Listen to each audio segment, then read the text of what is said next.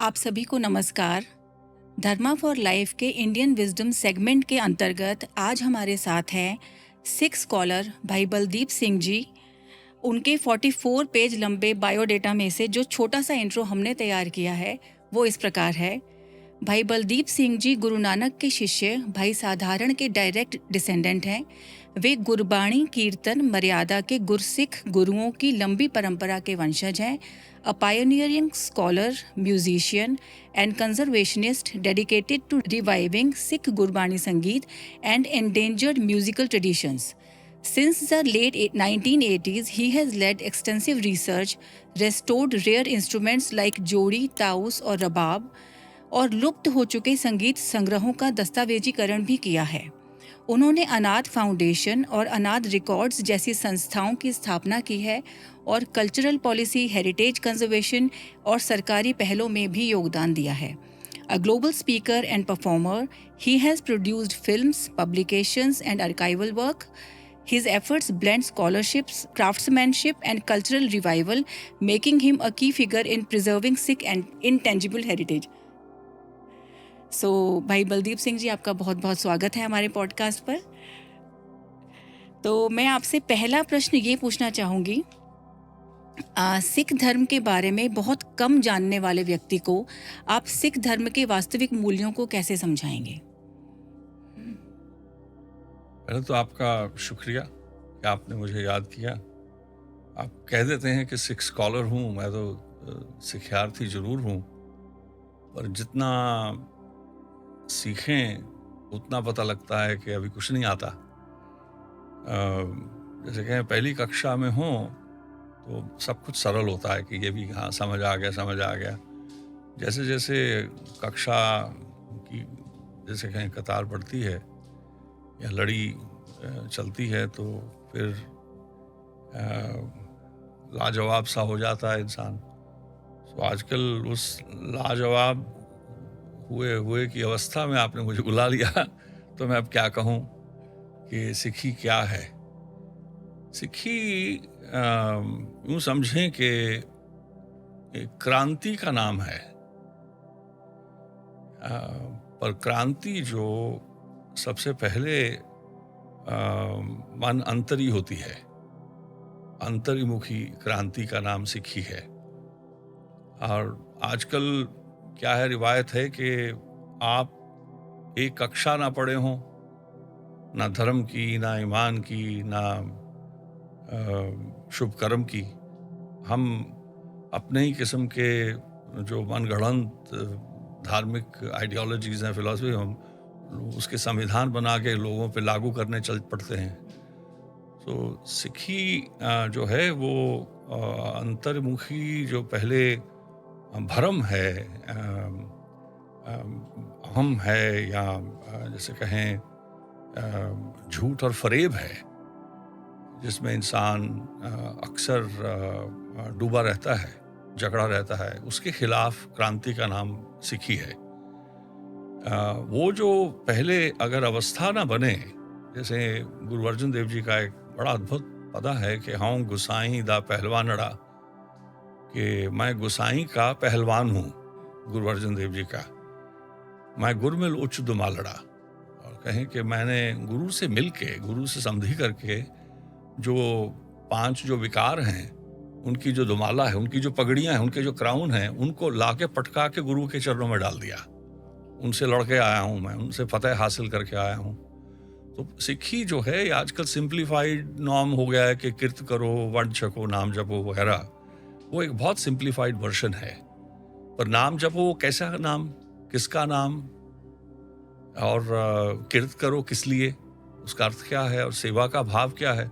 सो वो simplified versions में हम जो पांदी हैं गुरु काल से, गुरुओं से जुड़े हुए, हमारा जो दृष्टिकोण है वो थोड़ा अलग होता है। सो पहले जो अंतर्मुखी जो क्रांति है, क्रांति यानी कि अगर क्रांति ना हो तो मन को भ्रम में डाल, मन को मक्खन लगाने की बात है, वो भी है, वो भी एक कर्म है कि आप एडॉकिज्म में हो जाए होलसेल। एक जैसे एक पदा है, मन तू ज्योत स्वरूप है, ज्योति स्वरूप है अपना मूल पहचान। वो हर कोई गाएगा कि वाह वाह, मन को मस्का लगा रहे हैं कि तू तो ज्योति स्वरूप है। और उसमें उसी को आप उसका कॉम्प्लेक्शन बदल दें कि मन है, तू ज्योति स्वरूप है, अपना मूल पहचान। ये डांट की ताने, अरे मन क्या समझता है तू? अपने आप को ज्योति स्वरूप समझता है तू? अपना मूल पहचान। तो जो इंस्ट्रक्शन है उसको, मन तू ज्योति स्वरूप, तू ही है ज्योति स्वरूप, उसके सवाल को आप एक्सक्लेमेशन में लगा दें तो वे भ्रम पड़ जाते हैं। तो जब तक जैसे गुरु अमरदास महाराज जो तीसरे गुरु हैं, 21 को उनका जो प्रकाश पर्व भी आ रहा है, कल ही गुरु तेग बहादुर साहब का प्रकाश पर्व था। उनका एक है अनंत, बहुत बड़ी वाणी है, 40 उसमें पदे हैं। उसमें कहते हैं, अंदरों मैले बारों निर्मल। जो भेख है कि अंदर से तो मैल रखा है और बाहर से बहुत निर्मल बनता है, उसका जो अंतरा है उसको मिटाने का नाम सिक्खी है। जैसे उनके शिष्य गुरु रामदास महाराज छंत में गाते हैं राग आसा में कि कोई गावे रागी नादी बेदी बहुभांति करी, नहीं हरि हरि भी जाए राम राजे। कोई चाहे जितना मर्जी गा ले, रागी नादी और बेदी, यानी कि शास्त्र का हो या राग उच्चार का हो, शब्द का, जितना मर्जी स्कॉलर हो, जितना मर्जी गा ले, कहें कि क्यों? जिना अंतरी कपट विकार है, तिना रोए क्या की जाए। उनके क्रोकोडाइल टीयर्स जो हैं, वो रोने से क्या फायदा जब अंतर जिना अंतरी कपट और विकार है। तो वो जो इष्ट है गुरसिक्खी में, वो परापुरख परमेश्वरा है, जो करतार है, जो निरंकार है। जो कोई भी ख्याल जन्मा है, कोई भी जन्मे हुए को हमने बड़ा बना दिया, चाहे उसको मसीहा बनाया या देव या देवी बनाया या गुरु बनाया, उस भ्रम में सिक्खी नहीं पड़ती है।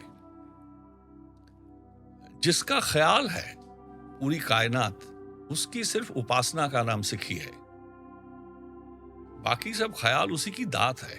हम यानी कि करते के पीछे इश्क करते हैं, किए के ऊपर नहीं करते। इसलिए सिक्खी निभानी खन्ने तिखी वाड़ो निकियत मार्ग चलना।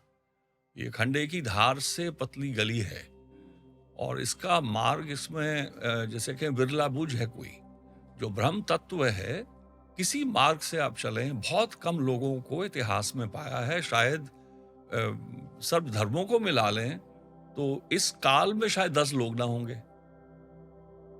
पीछे लगने वाले तो बहुत हैं, पर जिन्होंने तत्व पाया है, जैसे गुरु गोविंद सिंह महाराज कहते हैं, एक पदा है उनका कि बंग के बंगाली फिर हंग के फिर हंगा वाली दिल्ली के दिल वाली तेरी आज्ञा में चलत है। रोह के रोहेले माग देश के मगेले वीर बंग सी बुंदेले पाप पुंज को मलत है। गोखा गुन गावे चीन मचीन, चीन मचीन या महाचीन, चाइना ग्रैंड चाइना, गोखा गुन गावे चीन मचीन के शीस ने आवे तिब्बती ध्याए दोख देह को दलत है। सारी दुनिया गिनते हैं, फराके फिरंगी माने कंधारी कुरैसी जाने, वो लंबे कवित हैं उनके। तो इसमें चौथी जो तुक है इस कवित की कि जिन्हें तोहे ध्यायो तेने पूर्ण प्रताप पायो। जिसने तेरा ध्यान धरा उसने तेरा पूर्ण प्रताप पाया। सर्व धन धाम फल फूल सोवलत है। जिन्हें है इसमें, ये नहीं कि जिस सिख ने। सो सिक्खी किसी एक आइडियोलॉजी का नाम नहीं है, किसी एक कुएं का नाम नहीं है, या कुएं के अंदर धरे जालिया अमृत का नाम नहीं है। वो ज्ञान का मार्ग है और सबसे खतरनाक मार्ग होता है ज्ञान का मार्ग। इसमें कोई यारी नहीं निभती। इसमें अपने ही जो गुरु हैं, बंदा उनको सबसे पहले पार करता है कि भाई तू गुरु काहे का है, किस लिए है गुरु। यानी कि रेवलेशन जो है वो गुरु है, ना कि जिसके पास रेवलेशन आई। उसकी इज्जत जरूर है, पर जो रिवील्ड है तत्व, उसके आगे शीश निभाता है सिख जो है। जिसके पास आई, उसके पास तो उसकी कृपा से आई ना। उसका क्या है, उसको योग्य किया आवेश के लिए, इल्हाम के लिए, रेवलेशन के लिए उस परापुरख परमेश्वरा ने। योग बनाने वाला भी वही है। गुरु नानक कहते हैं कि कीड़ा थाप दे पातशाही, लश्कर करे सवा। कितने कितने बड़े आए, राम गयो रावण गयो, जाको बहु परिवार, गुरु तेग बहादुर साहब कहते हैं। तो कहो नानक कि स्थिर नहीं सुपने जो संसार, कि कितने कितने परिवारों वाले, कितने कहते अडम्बरों वाले बड़े बड़े आए, आज कहाँ हैं? सो जिसने उनको रचा उसकी आशिकी का नाम सिक्खी है। बढ़िया। और जैसा आपने बता रहे हैं तो मैं बिल्कुल यही सोच रही हूँ कि मैं जैन दर्शन की छात्रा हूँ।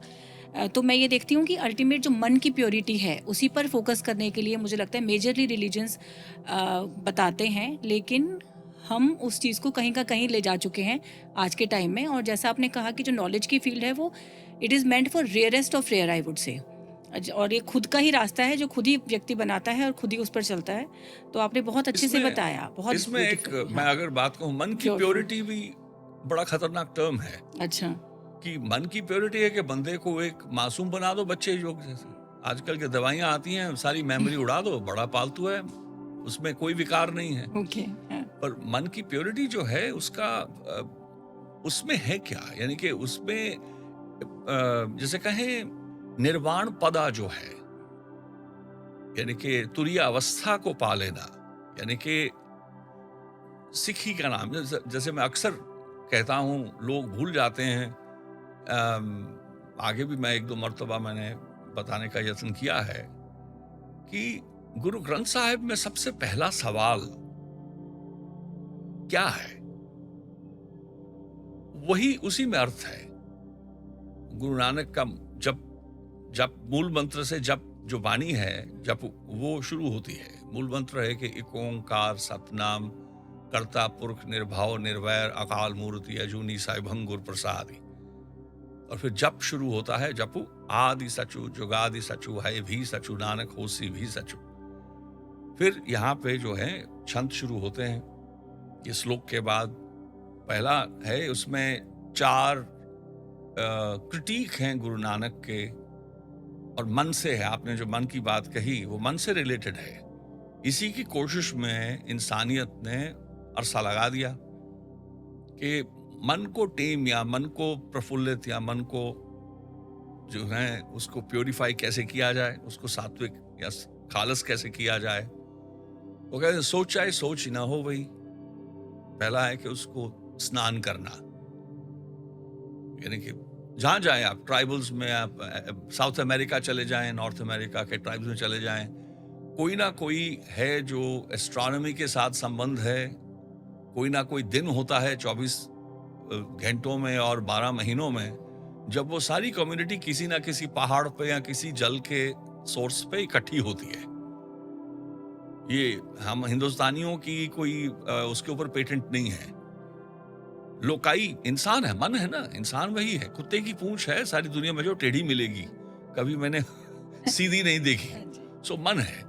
सो पहला है एक अटेम्प्ट जो रहा है कि कहें कि ऑस्पिशियस एक मोमेंट में तीर्थ कोई भी चुन लें, अलग अलग धर्म है, उनके अलग अलग तीर्थ हैं, तो उसमें शौच करना जो है, स्नान करना एक कोशिश है। पर सोचा है, गुरु नानक कहते हैं कि स्नान करके सोच ही ना हो गई।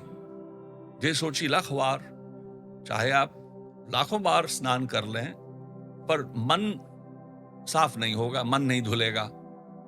दूसरी क्रिया है कि पुख्या, सोचा है सोच ना हो गई, जे सोची लखवार पुख्या। वो मन इतना भूखा है, उसको भूख इतनी लगी है, पुख्या भुख ना उतरी, इसकी भूख ही नहीं उतरती। जे बनना पूरिया पार, वो पूरी जो है हाँ, पूरी आशा जी मनसा मेरे राम। पूरी आशा जी, पूरी आशा जी मेरी मनसा में वारी।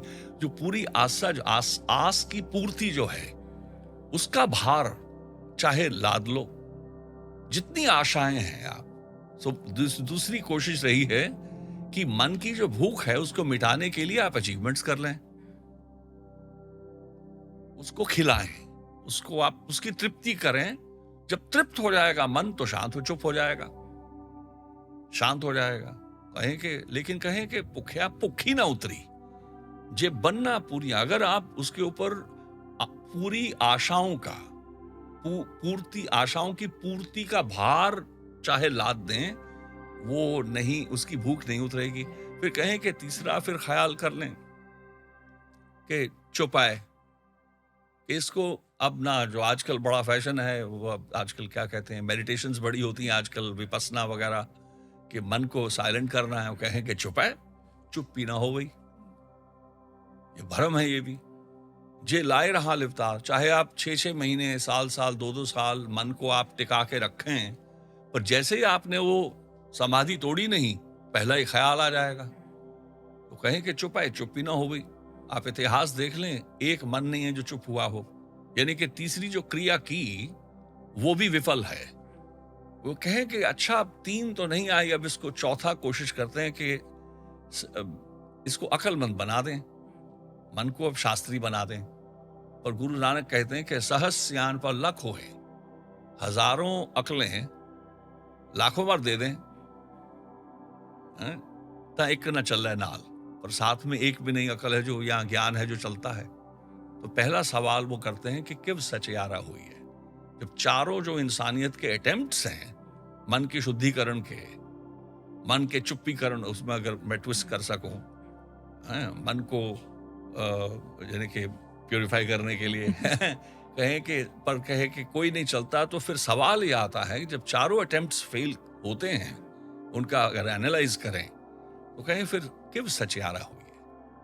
वो जो आदि सच्चु है, जो अनंत है, जो अंत सच्चु है, होसी भी सच जो है, उसका होना कैसे हो सकता है बंदा, उसका कैसे हो सकता है। किव सचयारा हुई है, किव कुड़े तुटे पाल। ये जो कूड़ की जो पली हुई है, जो पूरी जो है अवस्था, जो एक्यूमुलेशंस हैं या मन की जो मैल है, तो कैसे, ये पहले सवाल हैं। और ये कॉन्सेप्चुअल सवाल हैं, इसके ऊपर ना आजकल सिखों का ध्यान है, ना जो हम जो कहते हैं कि हिंदू का गुरु नानक को गुरु तो मान लिया, कितने लोग हैं जो जानते हैं उससे शिक्षा कौन लेता है? उसकी शिक्षा क्या है कि हिंदू का गुरु मुसलमान का पीर, यानी कि उसको जिस जिस धर्म के हैं, गुरु नानक ने किसी को नहीं कहा कि आप, अरे बलदीप सिंह अपना नाम ना बदलो, पहले तो ये सिंह क्या लगा है, आप ना जरा कुछ और लगाओ, या नाम मैं दूंगा, मेरी प्रथा के मुताबिक मैं नाम दूंगा। इस तो आडंबर में पढ़ते नहीं गुरु नानक। वो देखते हैं जैसे जीपीएस सिस्टम होता है कि भैया मैं यहाँ फंसा हूं, मुझे दिशा भेजें, डायरेक्शन भेजें। वो कहता भैया ये डायरेक्शन ले ले। उसका कोई मतलब नहीं है कि आप भाषा कौन सी है। गुरु ग्रंथ है, देखिए आप, 24 भाषाएं, 120 उपभाषाएं हैं। अब कौन सी भाषा देववाणी है? उसमें आणीले कागद काटीले गुड्डी आकाश मधे, मराठी भी है 600 साल पुरानी। तेरा नाम रूढ़ो, रूप रूढ़ो, अतिरंग रूढ़ो, मारवाड़ी भी है।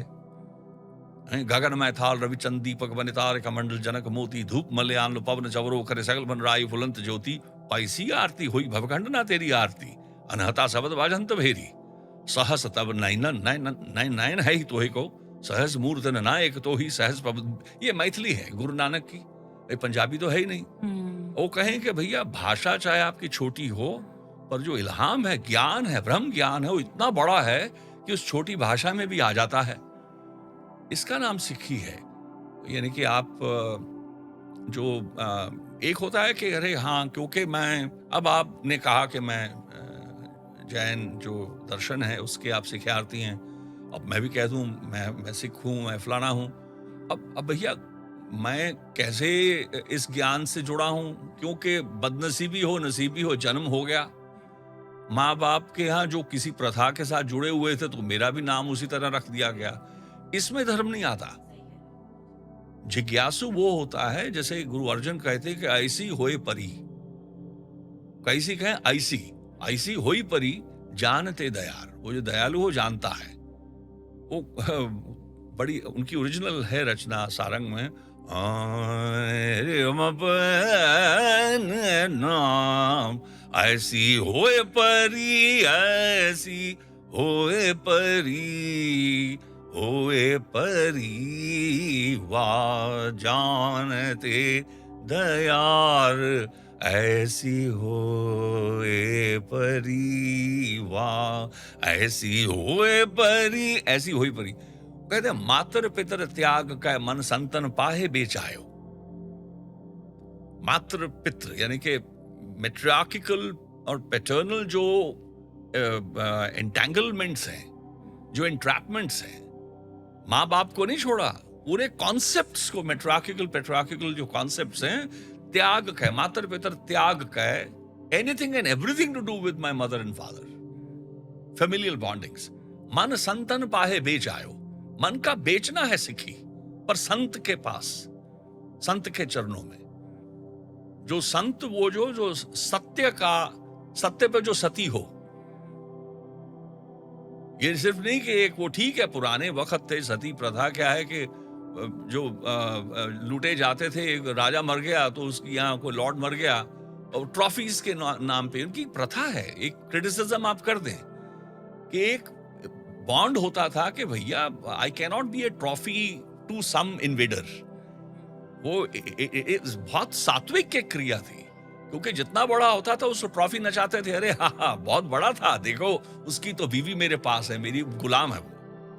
तो कोई एक राह उपाय देखे गए थे कि कैसे एक पाकीज़गी रह जाए, कि किसी के पास नाखून भी ना रह जाए कि उसका वो दुर्व्यवहार कर सके। तो जो ऐसा संत हो जो वो सत्य है उस पे जो फिना हो चुका हो, जिसकी माय मर चुकी हो, उसके चरणों में मन को बेचना, कि मातर पितर त्याग का मन संतन पाहे बेचायो, जाति जन्म कुल खोइए हूं गावो हरि हरि। उस गायन को, उस हरि हरि के गायन को सिक्खी कहा है गुरु नानक। वो कीर्तनियां है, वो हम गाते हैं क्योंकि गुरु नानक ने गाया, हम गाते हैं क्योंकि भगत जयदेव जो पहले लेखक हैं गुरु ग्रंथ साहिब के, उन्होंने गाया। हम गाते हैं क्योंकि कबीर साहब ने गाया, नामदेव जी ने गाया, रविदास जी ने गाया, इन सब ने गाया तो हम गाते हैं। उन्होंने अच्छा गाया तो हम अच्छा भी गा लेते हैं। उन्होंने रागों में आया तो लिहाजा हम रागों के बारे में जानते हैं। ताल में गाया, छंदों में गाया, हम तालों के और छंदों के भी उस्ताद हो जाते हैं। पर गाते सिर्फ इसलिए कि उन्होंने गाया, पर ये नहीं कि हम गाते इसलिए हैं कि शायद हम गवैये बन रहे हैं।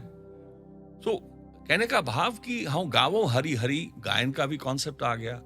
लोक कुटुंब ते टूटी है, प्रभ कीर्ति कीर्ति करी। नानक गुरु को उपदेसिया नानक, सेव एक हरि। तो जो एक हरि है, जो हरिया होया है, शाम जैसे अप्रभंश है, जहां का मी साजना समिया जो समाया हुआ है उसका प्रभंश शाम है, राम रमैया का प्रभंश है जी। सो जहां का मी साजना, सो उसका जो एक जो हरि है, जो ना जन्मा है, ना नर है, ना नारी है, जो अनामे है, जिसका नाम भी कोई नहीं है, जो बोलता तक नहीं, जो इल्हाम देता तक नहीं, उसका मतलब ही नहीं है। वो आप कहें कि अरे भैया मैं बड़ी तकलीफ में हूं, जरा मुझे ज्ञान दे दे, वो कहेगा कि तू कौन होता है तकलीफ में? मैं ही तो हूं जो तकलीफ में हूं।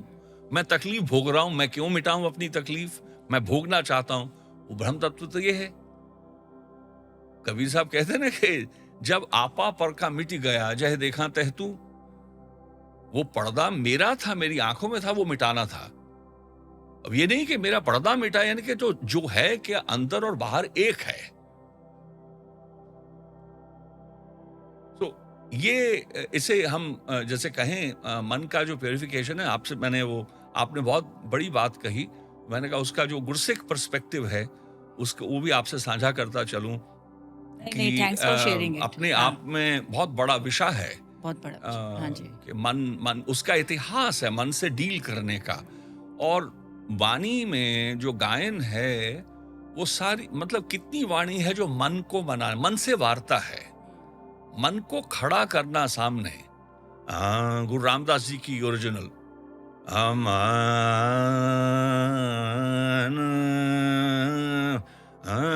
जाओ पो राम गोपाल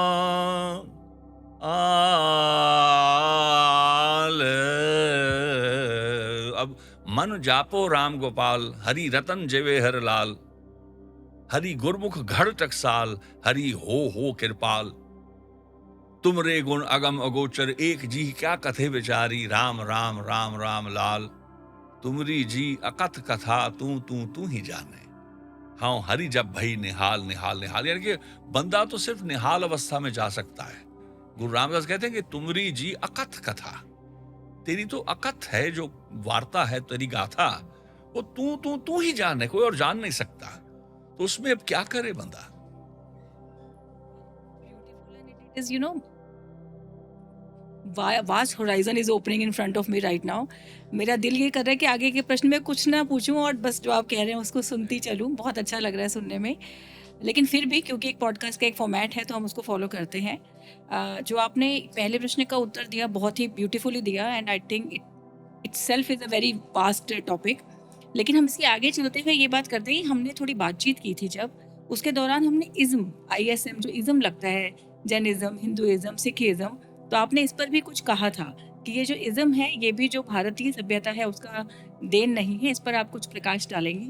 एक स्टीरियोटाइप सा बन गया है, जैसे जैनिज्म हो गया, सिखिज्म हो गया, बुद्धिज्म हो गया। इज्म ना मेरा विषय है, ना मैं इस पे बात करूंगा। अच्छा। वो स्कॉलर बड़े होंगे इज्म होता क्या है। अच्छा। मैं समा बर्बादी मतलब अपनी मौत से जहां मर्जी बर्बाद करूं समा, पर इज्म के ऊपर नहीं करूंगा। अब जैसे अब मैं बलदीप इज्म की बात करूं तो वो भी बात नहीं। हाँ जी। सो सिखी जो है, हमारे जो सिख पंथ है, पंथ यानी मार्ग है। मार्ग जो है वो गुरु नानक की बहुत करड़ी हिदायत है। वो कहें कि जाओ तो प्रेम खेलन का चाओ, अगर तुम्हें बहुत इश्क खेलने की बात आ गई, ठान ली है, तो कहें सिर धर तली गली मोरी आओ। यानी कि अपने गली का पता वो देते हैं, पर मुद्रा कैसी में आओ, यानी कि अपने अहंक का कत्ल करके अपनी तली पे लेके मेरी गली पे आओ। इत मार्ग पैर धरी जाए, सिर दी जाए कांड ना की जाए। यानी कि ये इतना कड़ा मार्ग है, यहाँ पे चू चू नहीं चलती, अगर मगर नहीं चलती, सिर देना पड़ता है। जैसे कि मातर पितर त्याग के मन संतन पाहे बेचायो, मन देना पड़ता है। जिसमें आप वो जो गाथा है, कितनी बड़ी गाथा है, लोग भूल जाते हैं। बड़े लिखी है अष्टवक्र जी, और राजा जनक की हमारी जो ज्ञान की जो लड़ी है उसमें बड़ी हमारे बड़े बताते रहे, मैं भी बताता हूँ गाथा को। वो जो राजा जनक जो एक दिन कहते हैं कि अब मैं गुरु धारूंगा, कितना बड़ा विद्वान राजा था। जैसे अगर राजाओं में राजा, जैसे कहते हैं कि अगर कोई ग्रेट एडमिनिस्ट्रेटर हुआ है तो महाराजा रंजीत सिंह हुआ है दुनिया में। कहें कि सबसे बड़ा अगर जनरल हुआ है कोई हिस्ट्री में, वो हरि सिंह नलवा हुआ है। मिलिट्री के स्ट्रेटजी में डिफेंस स्टडीज का सुन रहा हूँ, उनके कोट्स पढ़े हुए हैं मैं। पर अगर हम स्पिरिचुअल और टेम्पोरल दोनों को मिला लें, तो राजा जनक को सबसे बड़ा राजा माना गया है। ज्ञानवान, उसका जो काल है बहुत बड़ा माना गया है उनको। तो उनको इतना बड़ा विद्वान हो, उसको फिर होश आई हो कि नहीं यार, जितना भी मैंने जाना है ना, अभी बात नहीं बनी, मैं जरा गुरु धारण करना चाहता हूं। तो उन्होंने कैसी कैसी सभा बुलाई कि मैं फलाने दिन गुरु मैं चुनूंगा। तो बड़े बड़े लोग जो ज्ञानवान थे पूरे वतन के, दुनिया के जो आ सकते थे, वो बैठे थे और हायरार्की के लिए बैठाए गए। तो उनकी जो गाथा है कि कहें कि मैं पहले तो लेट आते हैं, तो क्रोध की सीमा जो है, बड़े बड़े अपने आप को जो समझते थे, उनकी सबर की सीमा पार हो चुकी थी। तो कहें कैसा राजा है, समा घड़ी बजे हुए चिर हो गया लेकिन अभी तक नहीं आए। तो वो घोड़े पे आते हैं, तो दरबार जो लगा होता है बड़ा एंड सेंटर पे आके कहीं कैसा अपनी जगह से नहीं आया, ये भी किंतु परंतु हो रही थी। तो घोड़े से उतरता है, योद्धा है, झटक के उतर गया, पलक न झपकी, वो घोड़े के ऊपर था, अब नीचे है। कहें कि मैं गुरु धारूंगा, और उसको जो काठ जो है लगाम, मैं जब चढ़ूंगा घोड़े पे, यानी अर्थ है कि मैं योद्धा हूं, तो जैसे उतरा है फटक के, झटक से वो चढ़ जाएगा। कहें इतने में, इस काल में, यानी कि एक चसे में, एक पल में मुझे जो ज्ञान दे सके, उसको मैं धारण करूंगा। आजकल तो कहते हैं एलिवेटर पिच होती है 2 मिनट की थीसिस, वो राजा जनक कहते हैं 2 मिनट का मेरे पास सबर नहीं है, मेरे को तो, मैं पलक झपकूंगा, मुझे जो ज्ञान दे एक पल में, उसको मैं गुरु धारण करूंगा। तो सन्नाटा पहले छाया, फिर कहते हैं कि जो क्रोध की बरखा हुई, कह रहे तुम समझते क्या हो, ज्ञान यूं ही हो जाता है। इसमें तो जीवन लगते हैं, कई बार कई कई जीवन लगते हैं। उसकी एक्यूमुलेशन का नाम इल्हाम है या अवेकनिंग है। ऐसे मजाक नहीं, मजाक का नाम प्राप्ति नहीं है। तो कहें ना, मैंने तो ठान ली है, ठीक है, आपकी चॉइस है। अगर आप नहीं कर सकते हैं, मेरी ये कंडीशन है कि गुरु मैं उसको धारण करूंगा। तो गाल गलोच हुई अच्छी। तो अचानक फिर भीड़, जो आम लोग खड़े थे, जो एक दिशा में दरबार के द्वार की तरफ बड़े बड़े बड़े लोग खड़े थे, जिनको बैठने की इजाजत नहीं थी, बड़े बड़े लोग, उनके बीच में से आवाज आती कि मैं दूंगा ज्ञान। तो भीड़ में से सिर तो दिखा नहीं। जब आगे आए तो 8 वक्र, मैंने के बहुत शरीर में 8 अष्टवक्र थे उनके, अपाहज कहा जाता था उनको। अपने आप को घसीटते हुए लाए, उसी तरह डस्टी उनके, यानी कि पगड़ी भी मेरे जैसे टट्ठी जिन्हों कहने हैं, उबड़ खाबड़ पगड़ी और जंगली सी दाढ़ी और धूल मिट्टी और फटे हुए कपड़े। तो उनको देखकर उन्होंने कहा कि मैं दूंगा ज्ञान। तो सब लोग फिर, जैसे पहले क्रोध की बरखा थी, वहां पे हास्य, हर्ष की हास्य व्यंग हुआ, मजाक उड़ाया गया उनका, हैं। तो वो तो बड़े करड़े थे। जो ज्ञान है, आजकल भाषाएं बदल गई हैं, लेकिन और व्यंग बदल गए हैं। वो जो गाथा है ट्रेडिशनल, उसमें कहा गया कि अरे मैंने तो सोचा यहाँ ब्राह्मणों की सभा है, यहाँ तो चमारों की सभा है। तो क्रोध तो चढ़ गया कि कहें कि खबरदार, तौहीन, मतलब सर कलम किया जाए। तो उन्होंने कहा कि भैया, ब्राह्मण तो है जो ब्रह्म देखे, मेरी चमड़ी देख के सब हंसने लग गए। तो चमारी हुए जो चमड़ी में डील करे है। सब चुप हो गए, अवाक रह गए कि अरे हम, इसने तो पकड़ ली, हमारी गिच्ची पकड़ ली इसने तो, कि इसके शरीर देख के हम हंस रहे हैं, उसका भ्रम तत्व देखा नहीं। तो राजा जनक तो खैर पहले भी अनपर्टर्ब्ड थे। तो उन्होंने कहा कि हाँ ठीक है, अगर आप, मेरी कंडीशन आपके लिए बदलेगी नहीं, जो आप अगर मुझे ज्ञान देंगे, ये काल है, पलक का काल है, एक पल का। तो कहें ठीक है, चढ़ो आप। तो जैसे ही चढ़ने लगे, रुको। कहें कि क्या मतलब? कहें कि आप दक्षिणा तो दी नहीं मुझे। कहें कि काहे की दक्षिणा? बनती है। कहें कि कहो, जो कहोगे मैं दूंगा। कहें कि आपके पास 3 चीजें हैं, कि मन है, तन है और धन है। इन तीनों में से एक दे दें। राजा जनक शशोपंज में पड़ गया। कहें कि ये तो कैसा है, फंसा लिया इसने। कहें कि तन दे दिया तो आज मैं राजा हूं, सबसे बड़ा दुनिया में, इसका गुलाम बन जाऊंगा। धन दे दिया, आज मैं सबसे बड़ा अमीर हूं, मैं तो कंगाल हो जाऊंगा। कहें कि मन किसने देखा है? आपके मन की बात, या मन किसने देखा है? चलो मन दे देता हूं मैं। उसने कहा कि चलो हाँ, मैंने चुन लिया। तो कहें कि ठीक है, मैंने ले लिया। क्या चुना? यानी कि मन। कहें ठीक है, मैंने ले लिया मन। तो कहें कि ठीक है, अब चढ़ो फिर। तो जैसे चढ़ने लगे, कहने रुको। कहें कि अब क्या हुआ? कहें कि ये जो ख्याल था कि ज्ञान जो है मैं इतने में लूंगा कि जब मैं घोड़े पे चढ़ूंगा। तो कहने का क्या मतलब? घोड़ा तो मेरा है, मेरा धन है, मेरा तन है। तो कहें कि पर ख्याल तो मन का था। यानी कि तुम्हारे पास अगर तन है और घोड़ा धन भी है, लेकिन जो ख्याल था वो तो अब मेरा हो गया। अब तुम घोड़े पे नहीं चढ़ सकते, ना ही तुम शरीर इस्तेमाल कर सकते हो। यानी कि ये जो हम इज्म की बात करते हैं, सिक्खी का जो है वो शिक्षा से संबंध है। शिक्षा कैसी? एक और स्टीरियोटाइप है, जैसे इज्म है, कहें कि I am Sikhi means a student, I am a learner and I am a student for life. ये एक मुंह की बकवास जान सकते हैं हम उसका। कहें कि कैसे? सिख एक प्रोस्पेक्टिव आइडिया नहीं है, एक रेट्रोस्पेक्टिव आइडिया है। जिसके पास शिक्षा है, चाहे एक ही क्यों ना हो, वो सिख है। जिसके पास सिख है, वो कहते हैं कि जे एक गुर की सिख सुनी। एक एक भी सिख जो है, शिक्षा यानी कि सुनी हो जिसने, वो सिख है।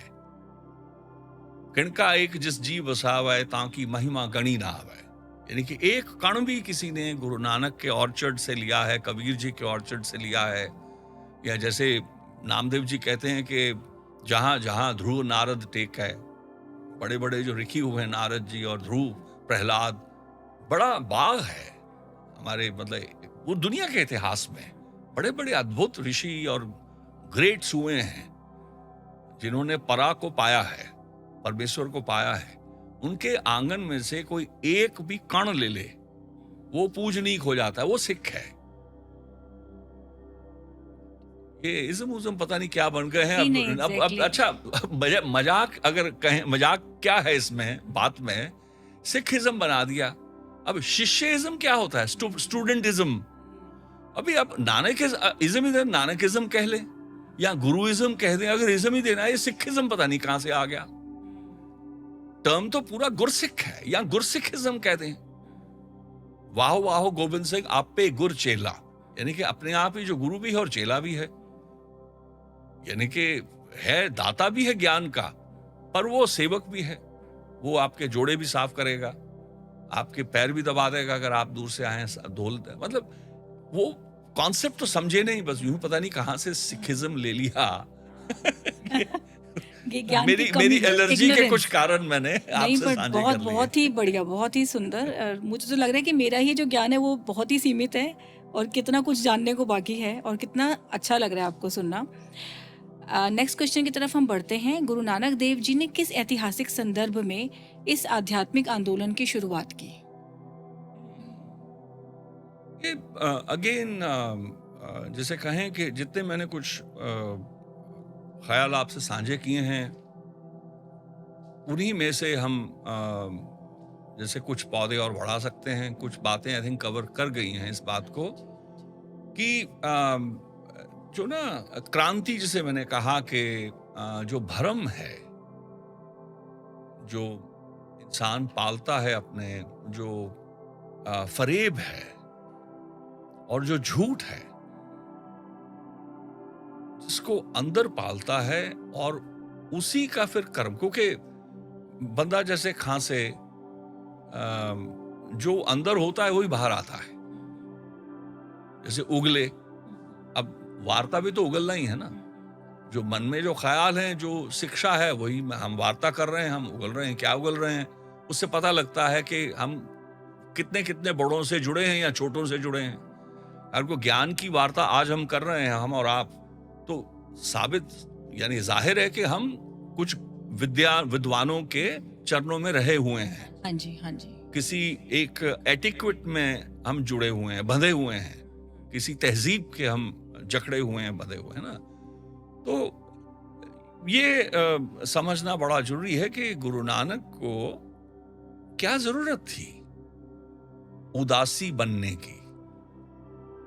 उनका एक रचना है कि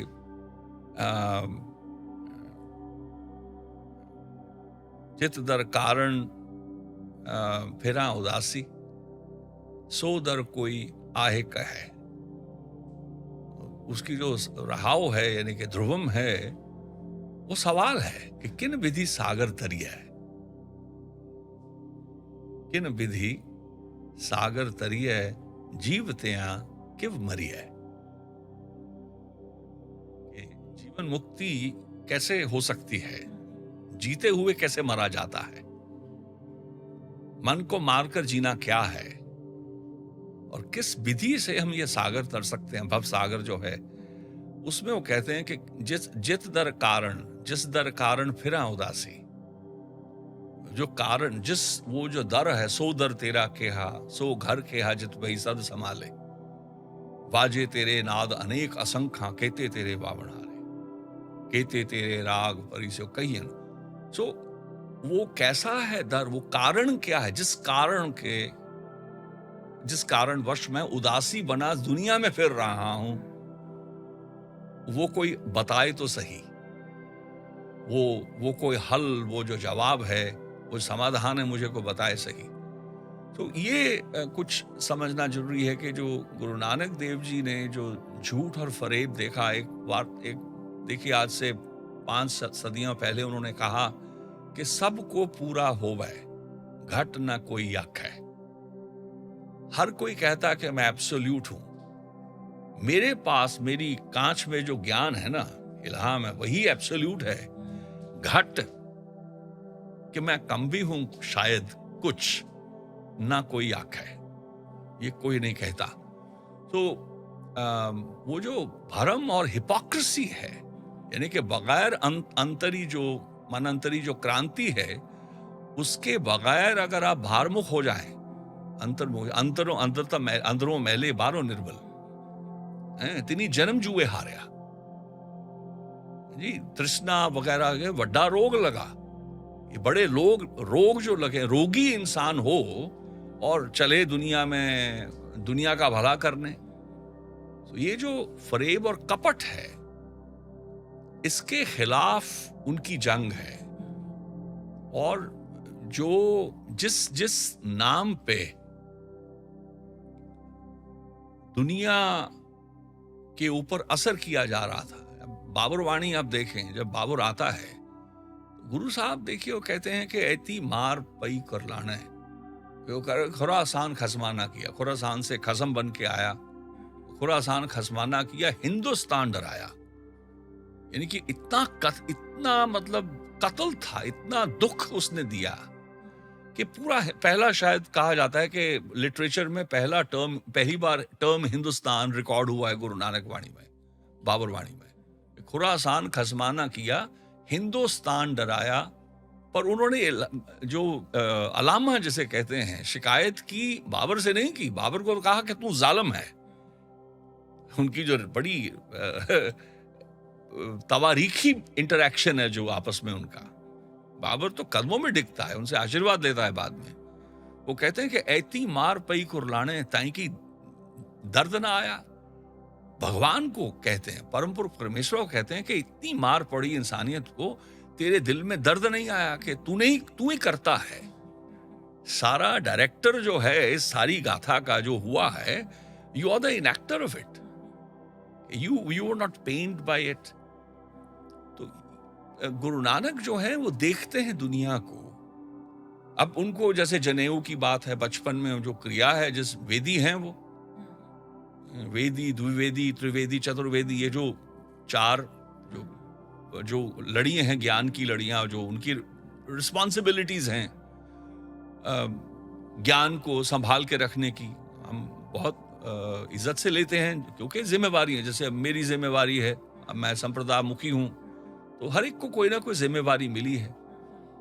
तो उनको जब बुलाया गया, उनके जो परिवार के जो गुरु थे, कि अब बच्चा हो गया तो इनका अब मुंडन किया जाए वगैरह, जनेऊ डाला जाए, ही रिफ्यूजेस, कहे कि जनेऊ मुझे वो दो, ना अमल लगे, ना जले ना जाए, क्योंकि ना जो ऐसा जनेऊ मुझे डालो, अगर डालना है, ना मैला हो, ना जो जले, ना विदर आउट करे। तो ये मेरी कंडीशन है, आप डालिए, मुझे डालूंगा पर ऐसा जनेऊ हो। सो कहने का भाव, उनकी जो as a child he is responding to empty rituals. So उनकी जो बगावत है वो कोई जैसे कहीं कोई उनको आदि गुरु कहा गया, मतलब कहे कि मतलब कब से उनकी क्रांति शुरू हुई। उनकी जो रिफॉर्म अगर कहें, वो रिफॉर्म कर रहे हैं। और उन्होंने कहें कि मुल्ला डरना, मुल्ला मरना भी करतारो डरना, जे तू मुल्ला जे तू काजी। अगर तू मुल्ला है, अगर तू काजी है, तो तेरा तो काम यह है, तू वो कर नहीं रहा है। उन्होंने ये नहीं कहा कि यू अपना मुल्लापन या काजीपन छोड़, कहें कि जे तेरा पढ़, अपना जो तेरा शास्त्र है, that you have vowed to, जो तूने शपथ ली है वो तो जी नहीं रहा है तू। He is basically inviting everybody to look into the scriptures they carry. वो अपना जो मार्ग चुना है उसको सिरे तक जी के तो देखें, फिर वार्ता करेंगे। आखा कहें कि सुन वड्डा आख है, गुरु नानक की कहते हैं कि रिस्पॉन्ड करते हैं कि सुन वड्डा, कि सुन सुन के बड़ा है, आख्या सब कोई केवट वड्डा, कितना बड़ा है वो, डिठा होए। कि जब तक देखा नहीं है परापुरुष परमेश्वरा को, आप कैसे कह सकते हैं कि मेरा शास्त्र बड़ा है या मेरा भगवान बड़ा है? आप मतलब फीते लेके नापने लग जाते हैं कि मेरा अब भक्ति है। अब सूक्ष्म तत्व को कौन नाप सकता है?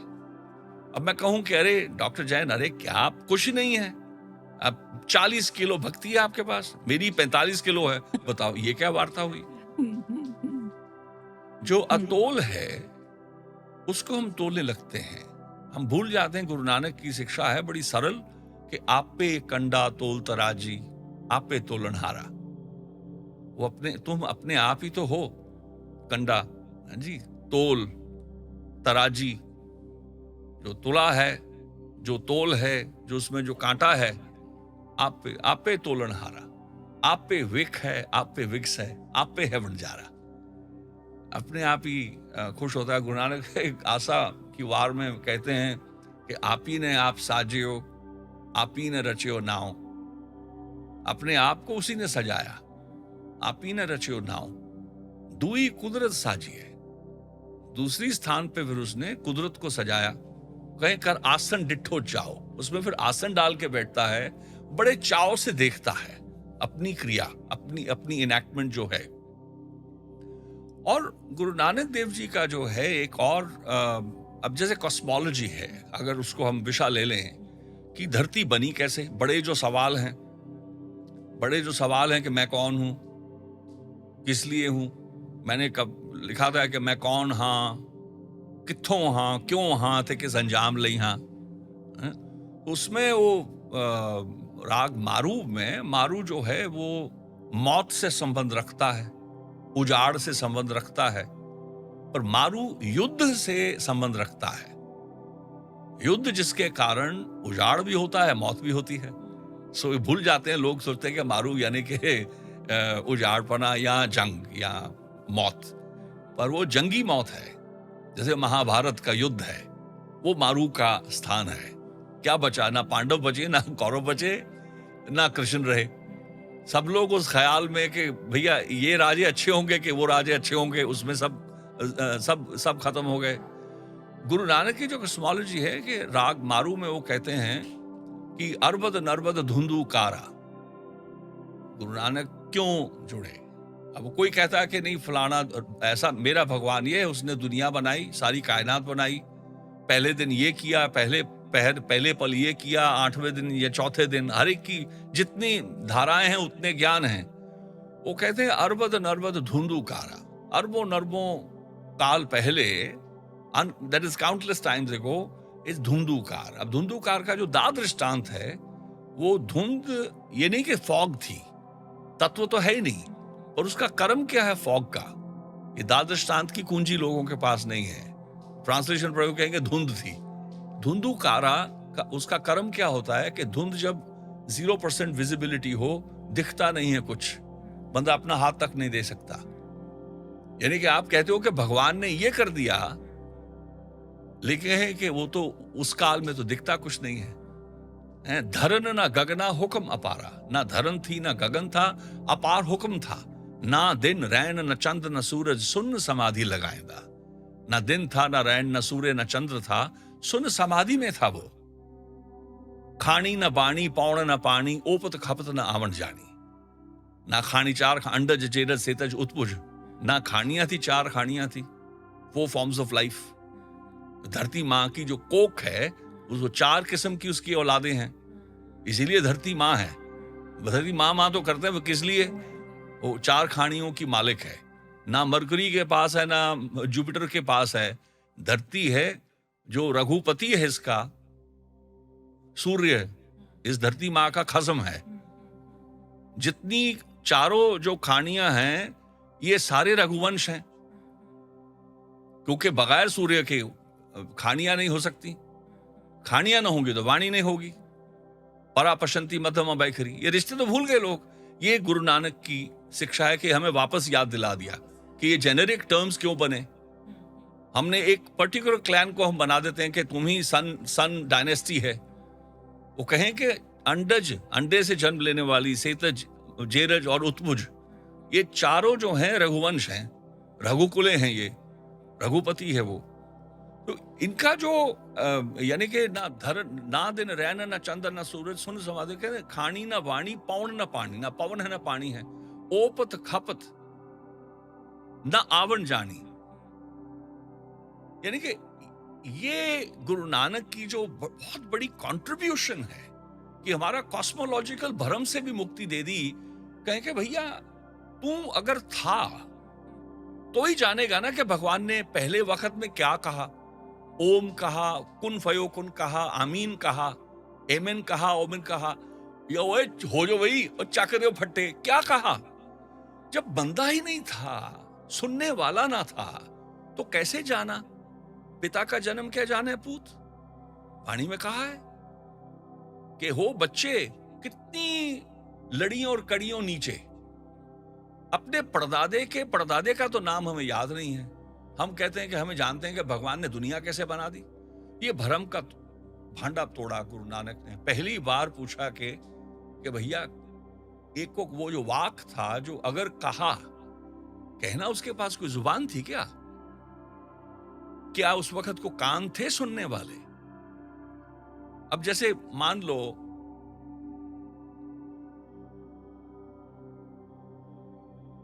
अब मैंने क्रिया की, मैंने आपको कहा तो नहीं कि मैं पानी पीऊंगा, यानी कि मुझे वाक तो बोलना ना पड़ा, मैंने कर्म कर लिया। अब वो करते ने जो किया, उसने किस ख्याल से किया वो तो वही जानता है।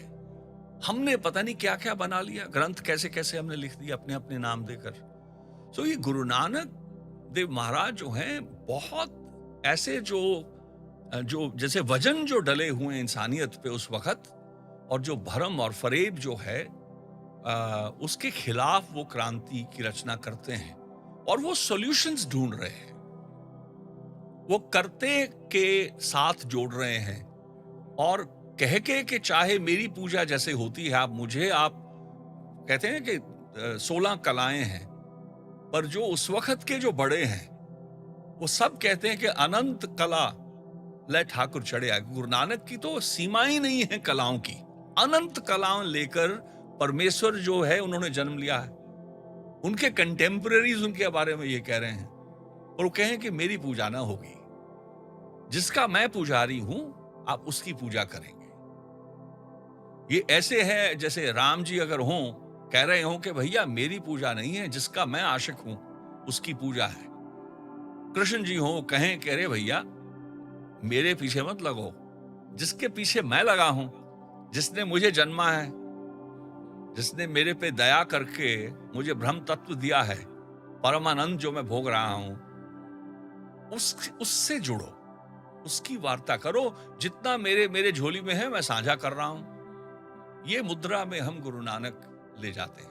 मुझे तो लग रहा है कि मैं बिल्कुल स्पीचलेस हो गई। I don't have anything to say, not even admiration, because I am short of words. देखिए, तारीफ मत कर दीजिएगा, मुझे कॉफी पिलानी पड़ जाएगी बाद में। बिल्कुल कॉफी पिलाऊंगी मैं आपको। चाय भी चलेगी वैसे तो। हाँ जी, वैसे हमारे काफी सारे क्वेश्चंस ऑलरेडी कवर हो गए हैं। इसमें ना मैं एक चीज जो क्विक फायर कर लेंगे। यस, जो एक चीज मैं इसमें बहुत जो सिख कम्युनिटी हम सबको सिखाती है वो है सेवा। कोविड के टाइम पे भी हम लोगों ने देखा कि जब सब कम्युनिटीज छुपकर अंदर बैठ जाती हैं डर कर, तब सिख कम्युनिटी आगे आती है कि जो बीमार हैं, जब घर के लोग भी छोड़कर उनको चले गए, डेड बॉडीज हैं घर के अंदर, लेकिन सिख कम्युनिटी के कुछ लोग आगे आते हैं उस चीज़ के लिए। या जब लॉकडाउन लग गया था तो जो स्टूडेंट्स से कुछ जो बिना पैसे के भटक रहे थे, उन लोगों ने लंगर लगाया। तो ये जो रूट्स हैं ये कहाँ से आते हैं? और गुरु नानक की गोद से। गुरु नानक की गोद से। लंगर का जो प्रथा है ये गुरु नानक की देन है। और पर आजकल जैसे मैंने कहा कि 3 आमतौर पे स्टीरियोटाइप बना दिए कि नाम जपो, कीर्त करो और वंश छको। पर उसका जो हम डॉक्ट्रिनल अगर बात करते हैं कि नाम जपना कैसे है, उसमें वाणी बहुत इंपॉर्टेंट है। जैसे गुरु नानक का है कि अमल कर धरती बीज शब्दों कर, सच की आप नित देह पानी, होए किरसान ईमान जमाइल है, भीसत दो जग मुड़े इब जानी। तो कहते हैं कि पहले जो मन के अंदर की जो धरती है उस पे अमल, उसको प्लाव करना, शब्द रूपी बीज डालना, और सच रूपी जो दरिया है उससे पानी डालना। फिर कह रहे ऐसा किसान बनना कि ईमान को हार्वेस्ट करना। सो पहले तो नाम का जो जपना है वो कैसे होता है, वो अब जैसे कोऊ बिखम गार तोर है, गुरु अर्जन देव महाराज, कोई है जो ये बिखम जो गांठ है या रिडल है उसको सॉल्व कर सकता है। कैसी? कहते कोऊ बिखम गार तोरा है, आस प्यास धोह यानी द्रोह मोह भरम हीते हो रहा है, काम क्रोध लोभ मान एह ब्याधि छोरा है।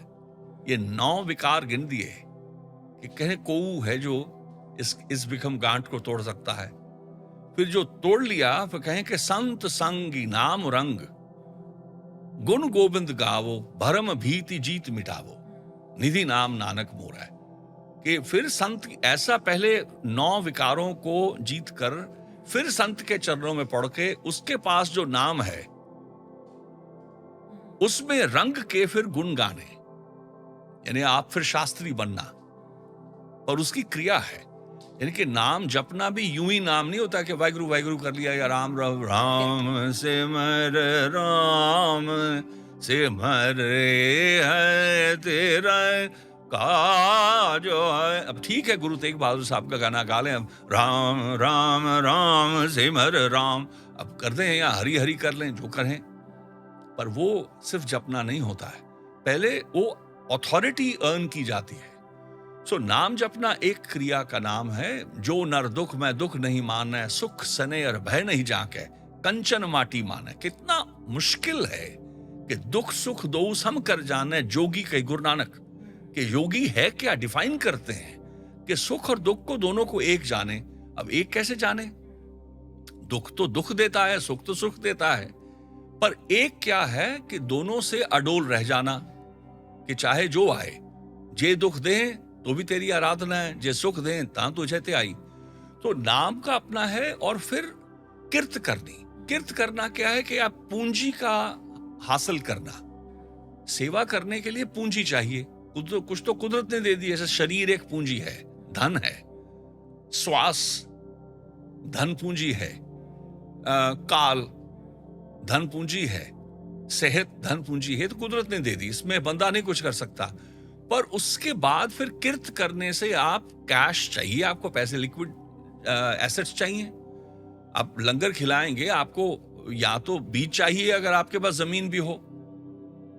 तो वो पहले तो किर्त करने का कॉन्सेप्ट ये है कि आप किसी पे आस ना करें, बी गुड, आप अच्छे वणजारे बने, अच्छी राशि। गुरु नानक की वो भी हिदायत है कि वो रोटी निचोड़ते हैं, मलिक भागो की रोटी निचोड़ी तो खून निकला। यानी कि वो अर्निंग, वो पूंजी इकट्ठी करनी जो किसी को डिनाई, किसी को रॉन्गफुल डिनाइल से किसी के उससे प्राप्त की हो।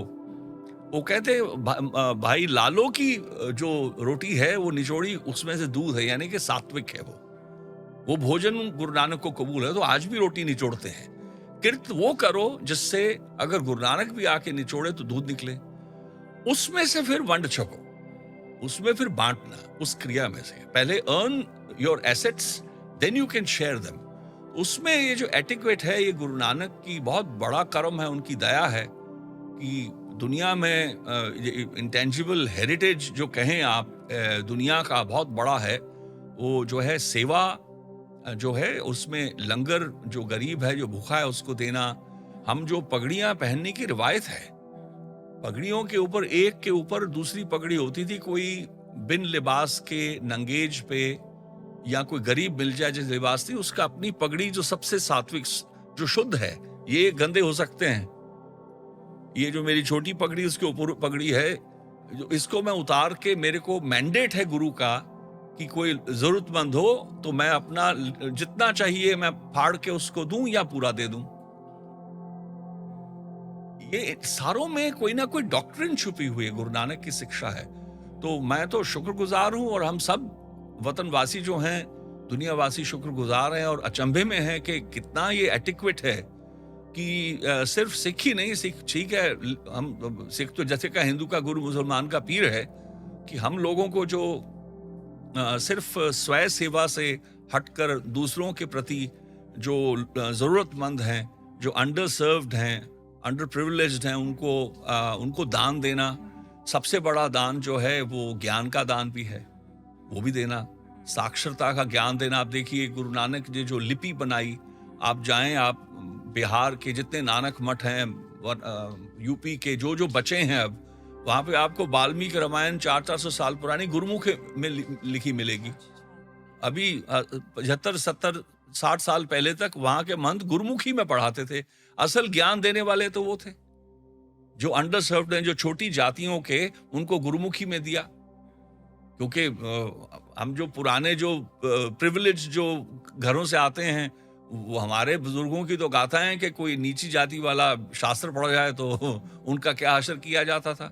देख ले तो आंखें फोड़ दी, सुन लिया तो कान में सिक्का डाल दिया, उच्चार कर दिया तो जुबान काट दी। हम ह्यूमन राइट्स की बात करते हैं, हमारे बुजुर्ग हैं जिनके जिनके जिनके खिलाफ गुरु नानक ने फिर जो क्रांति रची कि भैया नहीं, यूं नहीं, और कहें कि नहीं ये देववाणी, कहें कि फिर ठीक है लिपि में देता हूं, सरल वो जो है 35 अक्षरों में दे दी, उसमें ज्ञान लिख दिया, उसमें कोड ऑफ कंडक्ट भी दे दिया कि भैया पर धन पर दारा पर हरि, ताके निकटी बसाए नर हरि। पराया धन और पराया दारा, दारा स्पाउस को कहते हैं, सिर्फ औरत नहीं है। और जो है किसी और का जो धन है या परिवार है, उसको उससे परहेज करना, ताके निकटी बसाए नर हरि, ये ज्ञान आम बंदे को सिखा दिया। तो ये गुरु नानक की बहुत बड़ी दात है, उनकी देन है, सेवा। बिल्कुल आपने कहा कि जैसे नोट किया कि कोविड के वक्त और भी जो विपदाएं आती हैं, जैसे कोई जंग भी छिड़ते हैं, कितना एटिक्वेट है पंजाब में जब हर जो वर्ग है वो साथ में खड़ा होता है, ज़रूरत के वक्त में फ्लड्स आ जाए, नेचुरल कैलेमिटीज़ में आ जाएं, आप जाएं, तो हम तो शुक्रगुजार हैं गुरु नानक देव जी की, जो उन्होंने हमें एटिक्वेट दिया है, शिक्षाएं दी हैं। मुझे वैसे लगता है कि हम लोग काफ़ी कुछ कवर कर चुके हैं। ये वाले क्वेश्चंस का कुछ ज़्यादा मकसद है नहीं, क्योंकि जो ऑडियंस है जिसने जो लेना है वो अब तक हम काफ़ी एब्स्ट्रैक्ट निचोड़ दे चुके हैं आप उनको। फिर भी क्योंकि हम जो काम करते हैं धर्म चर्चा फॉर यूथ, हमारे इस पॉडकास्ट का नाम यही रहता है, तो भारतीय युवाओं को या स्पेशली सिख युवाओं को आप कुछ संदेश देना चाहेंगे? हाँ, मेन तो मैंने बात की कि जैसे आम स्टीरियोटाइप जैसे या 3 जो मुख्य बात कही है, नाम जपो, वंश छको और कीर्त करो, पर किस तरह करना वो मैं बात कर चुका हूँ, मुझे दोहराने की जरूरत नहीं है। पर सबसे बड़ी बात कि विद्वान बनो, और विद्वान एक जो नाम जपने का जो सबसे बड़ा ड्रॉबैक है, सिर्फ जो स्टीरियोटाइप कर दिया कि नाम जपो, यानी कि नाम ले लिया उसका जपना बस हो गया। हाँ, वो डिस्कनेक्ट हो जाता है बंदा। ज्ञानवान होकर नाम जपा जाता है। यानी कि गुरु अर्जन देव जी की एक बहुत अद्भुत रचना है, कहें कि सुनो सहेरी मिलन बात कहो, सगरो अहंग मिटावो। कंडीशंस देखिए, सुनो सहेरी मिलन बात कहो, सगरो मिलना पहले है, किस अवस्था में मिले उसमें अभी नहीं, for the sake of brevity में नहीं जा रहा हूं, उसमें अपनी एक कहानी है कि सुनो सहेरी मिलन बात कहो, सगरो अहंग मिटावो। अगर एक अहंकार हो तो सारे का सारा, पर अगर अनेक किस्म के अहंकार हो तो सगरो, यानी कि सारे के सारे, सारे का सारा या सारे के सारे, सगरो अहंग मिटावो ताओ, ओनली देन घरी ही लालन पावो। घर की घट भीतर ही बसा निरंजन, घर ही लालन पावो, तब कितनी कंडीशंस आई, ताओ और फिर तब रस मंगल गुण गावो। रस तभी, हरि रस तभी, उससे पहले रस हरि रस नहीं आ सकता। जहां को रस हरि रस है आयो, सो अनरस नाही लपटायो। अन ते टूटी है, रिख ते छूटी है, मन हरि रस कूटी है। सो कहते हैं कि ताओ घरी ही लालन पावो, तब रस मंगल गुण गावो, आनंद रूप ध्यावो। नानक द्वारा आयो ताओ में लालन पायो री। नाम का जपना तो पिनिकल है, यानी कि शिखर है, ब्रह्म का मंड है। हम पहली कक्षा में नाम की बात करते हैं, स्टीरियोटाइप कर दिया ना, स्टिक हो जाते हैं कि ओनली नाम जपना इज द अल्टीमेट ट्रूथ। हाँ, पर वो कौन सा नाम कि जब जिसका नाम ही नहीं है उसका नाम कैसे जपना है? बड़े सवाल तो किए ही नहीं। यानी कि ये हम कहते हैं कि अरे किताब मत पढ़ो, कक्षा पहली से लेके पीएचडी तक मत पढ़ो, पहले ही आप ऑनररी डीलिट ले लीजिए, बात हो गई। ऐसे नहीं होता है। यानी कि मेरी जो एडवाइस जो है वो ये है कि आप ज्ञानवान बने। ज्ञानवान आप बनेंगे पढ़ के, सीख कर। सेल्फ एजुकेशन मत करें। अब क्या है कि किताबें इतनी छप गई हैं, 10 रुपए में आपको सबको मुफ्त में मिल जाएंगी आपको किताबें। फिर on top of that internet आ गया। हाँ, मतलब तो गूगल मासी आ गई और चट जीपीटी में झपट चाटने को मैं उसका हास्य व्यंग में मैं करता हूँ। सही कह रहे हैं। इससे बच के जो गुरु वाला है, जो गुरुमुख विद्या लेनी, इन पर्सन लर्निंग, पर वो भी डिसर्नमेंट में। एक मेरे पास 2 बच्चियां आ गई, उनको लेके आ गए कोई जनाब बहुत अरसा, 20 साल पहले, 22 साल पहले, तो आके कहें कि आपसे हम गाना सीखने आए हैं। मैंने कहा अच्छा, आप गाना सीखते हैं? कि हाँ, हमने डिप्लोमा किया है। मैंने काहे का? कहें 31 रागों का, गुरु ग्रंथ साहब के जो 31। मैंने कहा अच्छा, इसमें आपका फेवरेट क्या है? कहें कि भैरवी। तो मैंने सोचा मन में कि भैरवी तो 31 रागों में है ही नहीं। मैंने कहा चलो खैर आप सुना दीजिए। तो कहें कि बाजा नहीं है। मैंने कहा नहीं, यूं ही सुनाइए, एक तुक जो आपका फेवरेट है कुछ सुनाइए। तो गाया। छोड़िए भैरवी की बात, छोड़िए, मतलब भैरवी से जमीन आसमान दूर था। मैंने पूछा, मैंने कहा आप मुझसे क्यों सीखना चाहते हैं? क्योंकि आपका घर ना हमारे घर के नजदीक बहुत है। तो कि भैया नव पीढ़ी ऐसे गुरुओं के पास मत जाओ जिनका घर पास में हो। आइडिया ऑफ जर्नी, आपकी अगर वार्ता में, आपके कर्म में आपका जो ट्रैवर्स्ड डिस्टेंस है ना दिखे, तो आप विफल हैं। और आप की काबिलियत हो कि आप एक पल में किसी को कहीं से कहीं तक ले जा सके, वो जिसने दरअसल पढ़ा नहीं है, सीखा नहीं है, किसी डिसर्न करके किसी विद्वान से वो संभव नहीं है। सो सेल्फ एजुकेशन विद कैवियट्स, हाँ, हैंडीकैप से करें। और जो विरासत है गुरु नानक देव जी की एंडाउमेंट्स हैं, उसको समझकर उसके आप एक रिस्पॉन्सिबल कस्टोडियंस बनने का यत्न करें। एक जिम्मेवार जो हाफिज हैं विद्या के, लाइब्रेरियंस हैं, और ये जो सूक्ष्म और अबोध जो है विरासत है, इंटेंजिबल एसेट्स जो हैं गुरु नानक के ऑर्चर्ड की, वो आप फ्रेम नहीं कर सकते, ना आप ऑडियो वीडियो रिकॉर्ड कर सकते हैं। क्यों? वो कर्म से है, जो शुभ कर्म जो है वो आपको जैसे कहें कि अमल करना होगा उनका। अगर जब तक आप अमल में न लाएंगे, वो आप उनको जीवित नहीं रख रहे हैं। सो आपको, you have to become a vidwan, you have to become a bearer of knowledge.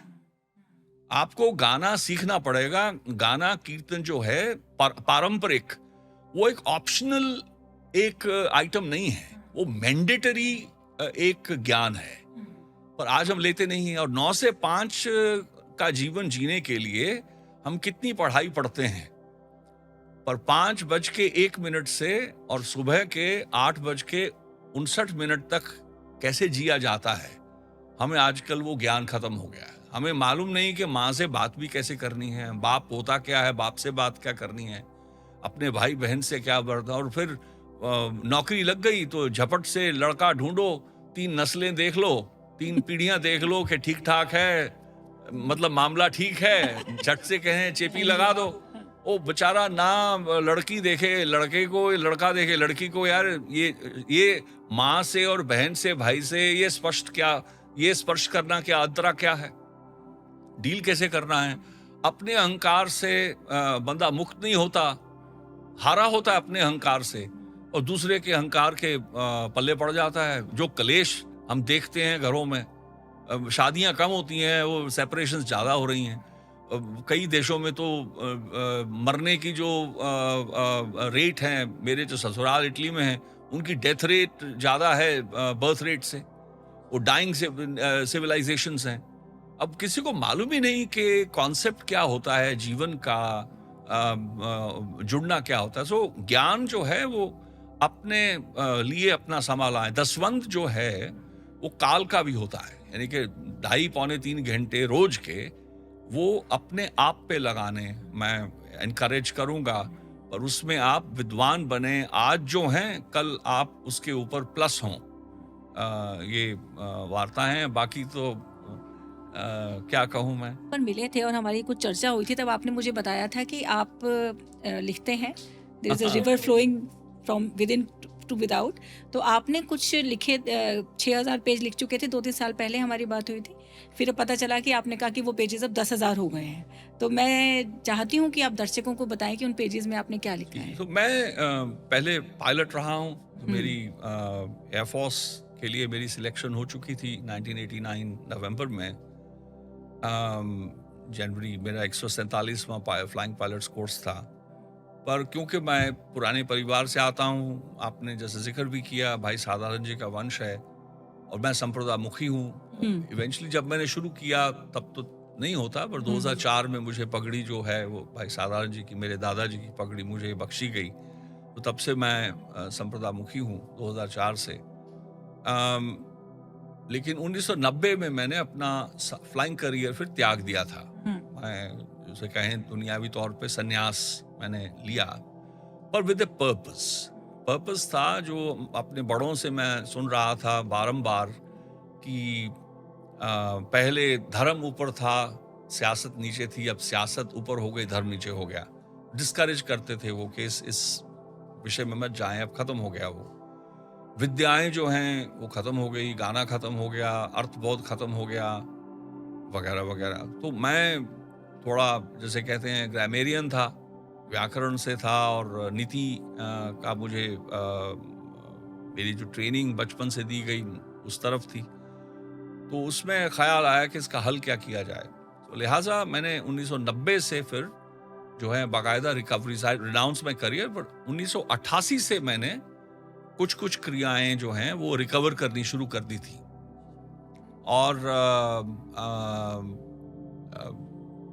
अगर आप कहें कि एंथ्रोपोलॉजिकल पर्सपेक्टिव अगर एकेडमिक सेंस से देखें तो मेरा तो देहाती पर्सपेक्टिव है, इंडिजिनस है, जिसको मैं इंडिजिनस पेडागोजिकल प्रोसेसेस कहता हूँ। देहाती विद्यक प्रणालियाँ का जो मैं बांधी हूँ। मैथडोलॉजीज हमारी अपनी हैं।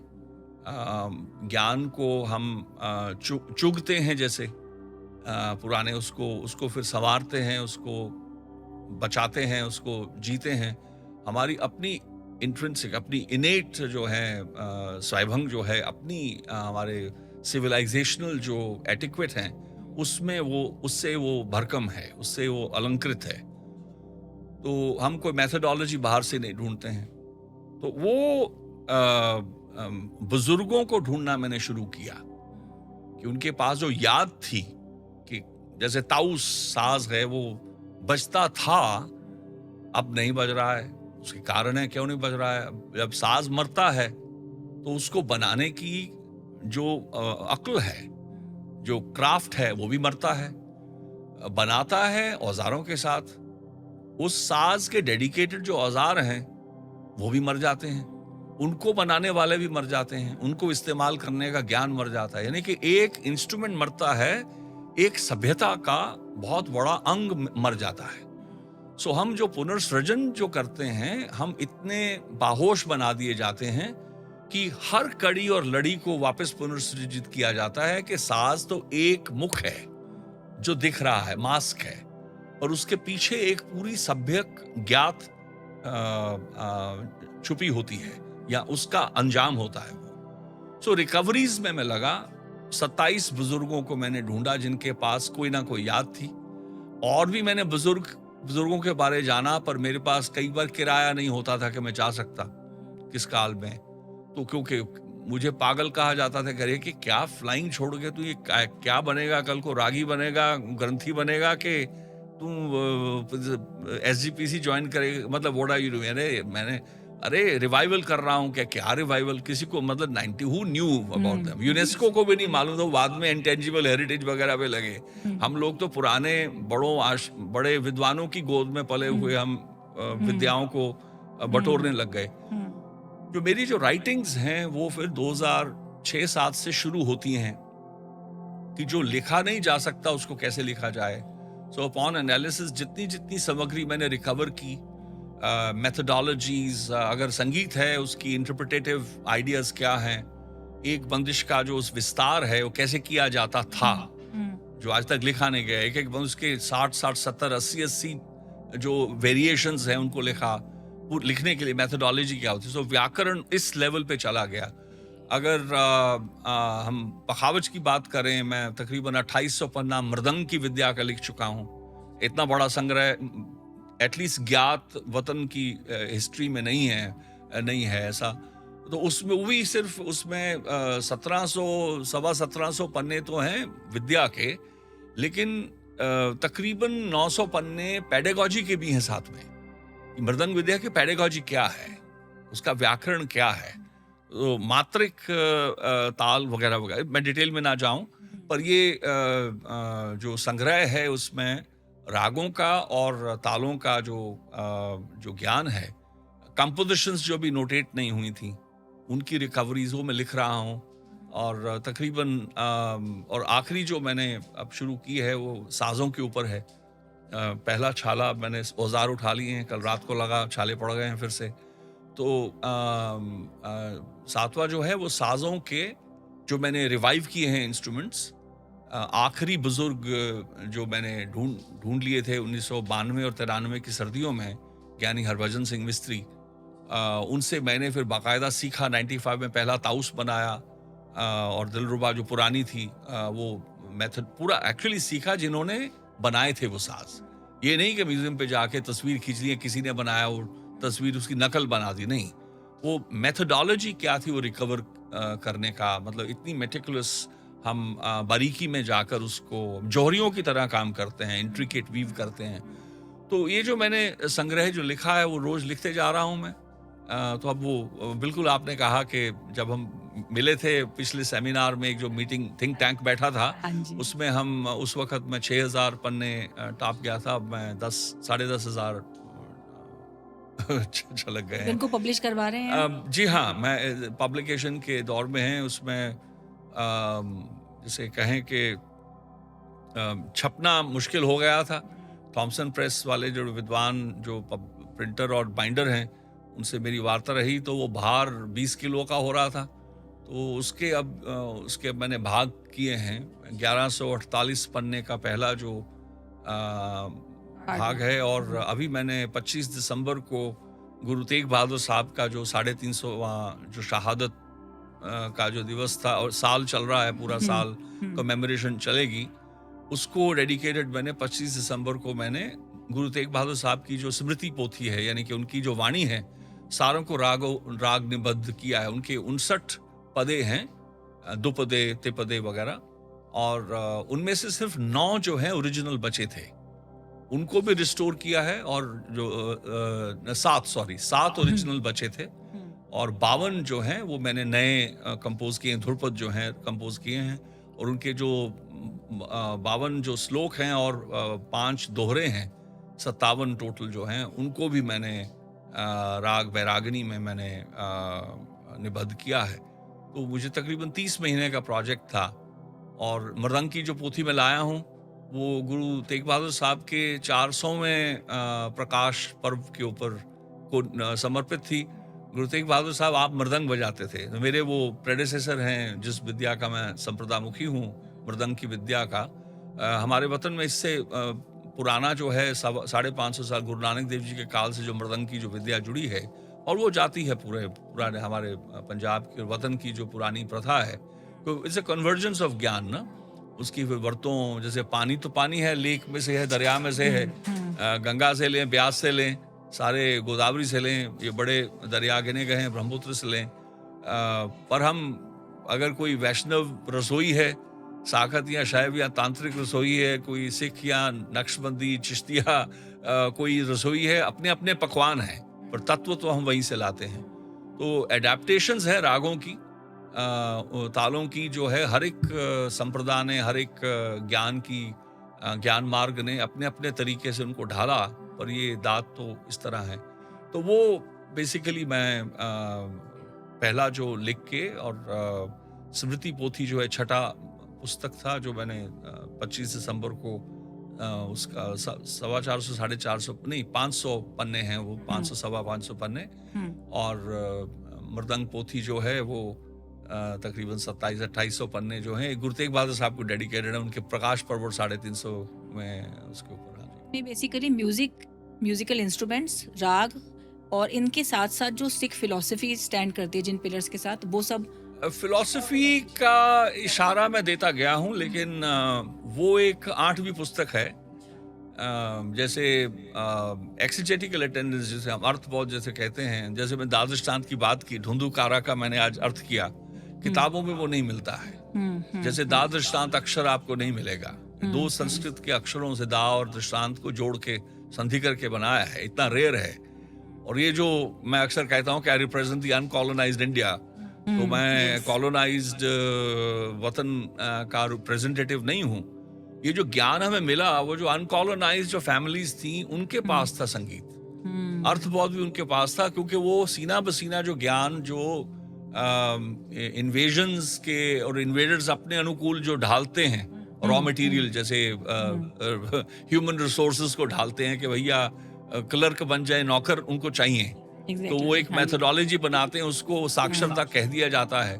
पर हमारा जो अपना जो हमारी सभ्यक जो एटिक्वेट है विद्वता का, वो उन अनकॉलोनाइज्ड वतन की स्पेस में वो नहीं टूटा था। ये जो मुझे मिला है वो उन्हीं से मिला, नहीं तो जो कॉलोनाइज्ड स्पेस है उनके पास तो आइडिया वैलर भी अलग है। यानी कि बहादुरी क्या है कॉलोनाइज्ड सिख के पास, कि अंग्रेजों के लिए जो जंग लड़े 1840 ऑड से लेकर जी, अंग्रेजों के लिए वो तमगे उनके पास है। मेरे बुजुर्ग वो हैं जो अंग्रेजों के खिलाफ लड़े, वो वैलर है, वो कभी तक जो शस्त्र न डाले।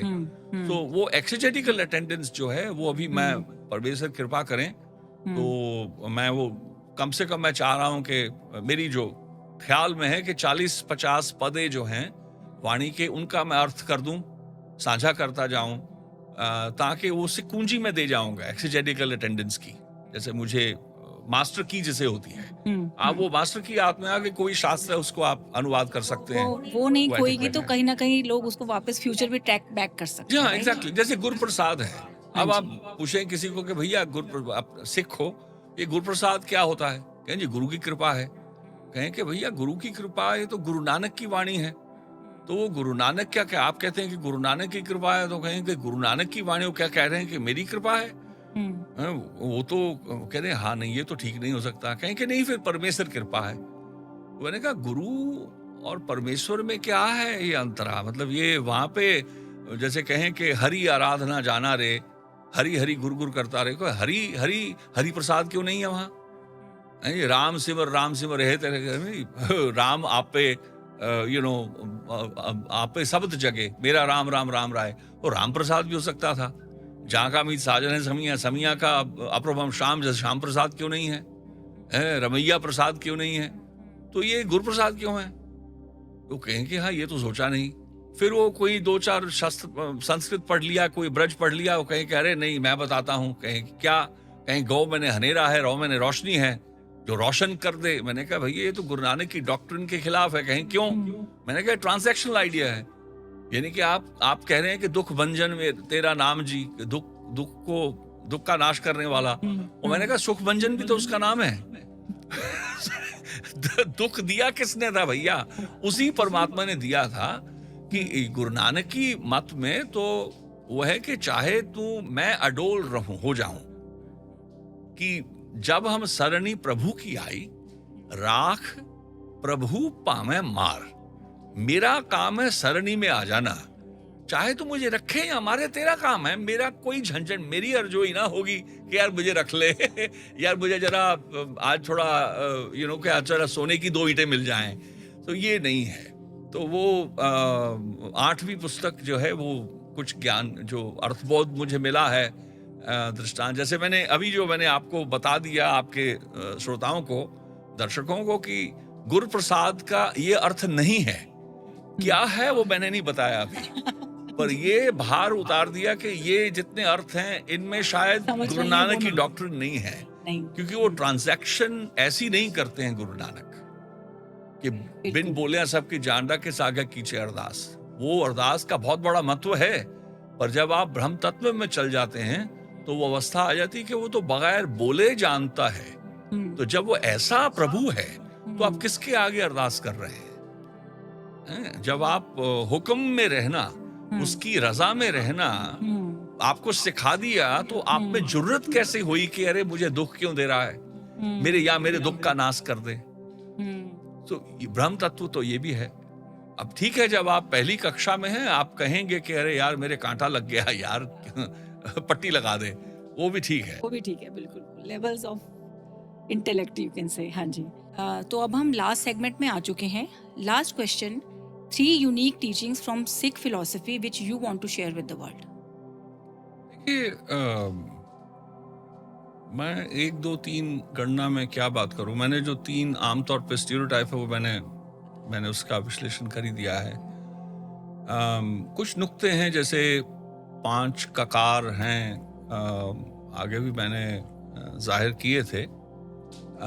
आज आपके श्रोताओं के लिए भी कर देता हूं कि 5 केज, 5 ककार जैसे कहा, कृपान है, कड़ा है, तंगा है, कशहरा है और केस हैं। ये जो 5 हैं, इसके ऊपर बहुत जोर भी डाला जाता है, पर बुजुर्ग हमारे बताते थे कि 5 ककार गुरु नानक के भी दिए हुए हैं।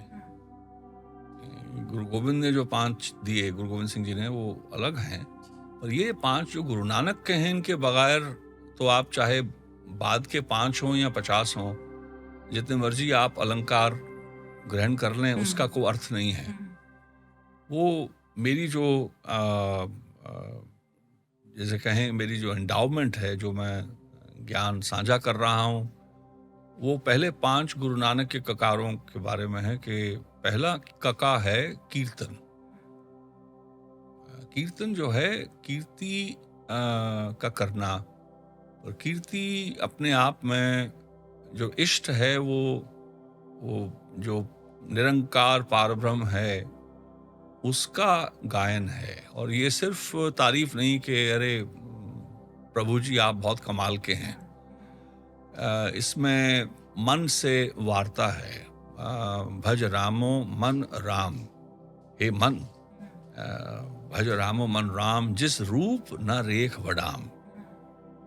इसका न रूप है न रेखा है, जैसे चक्र चहन अरबरन जात अरपात न जह।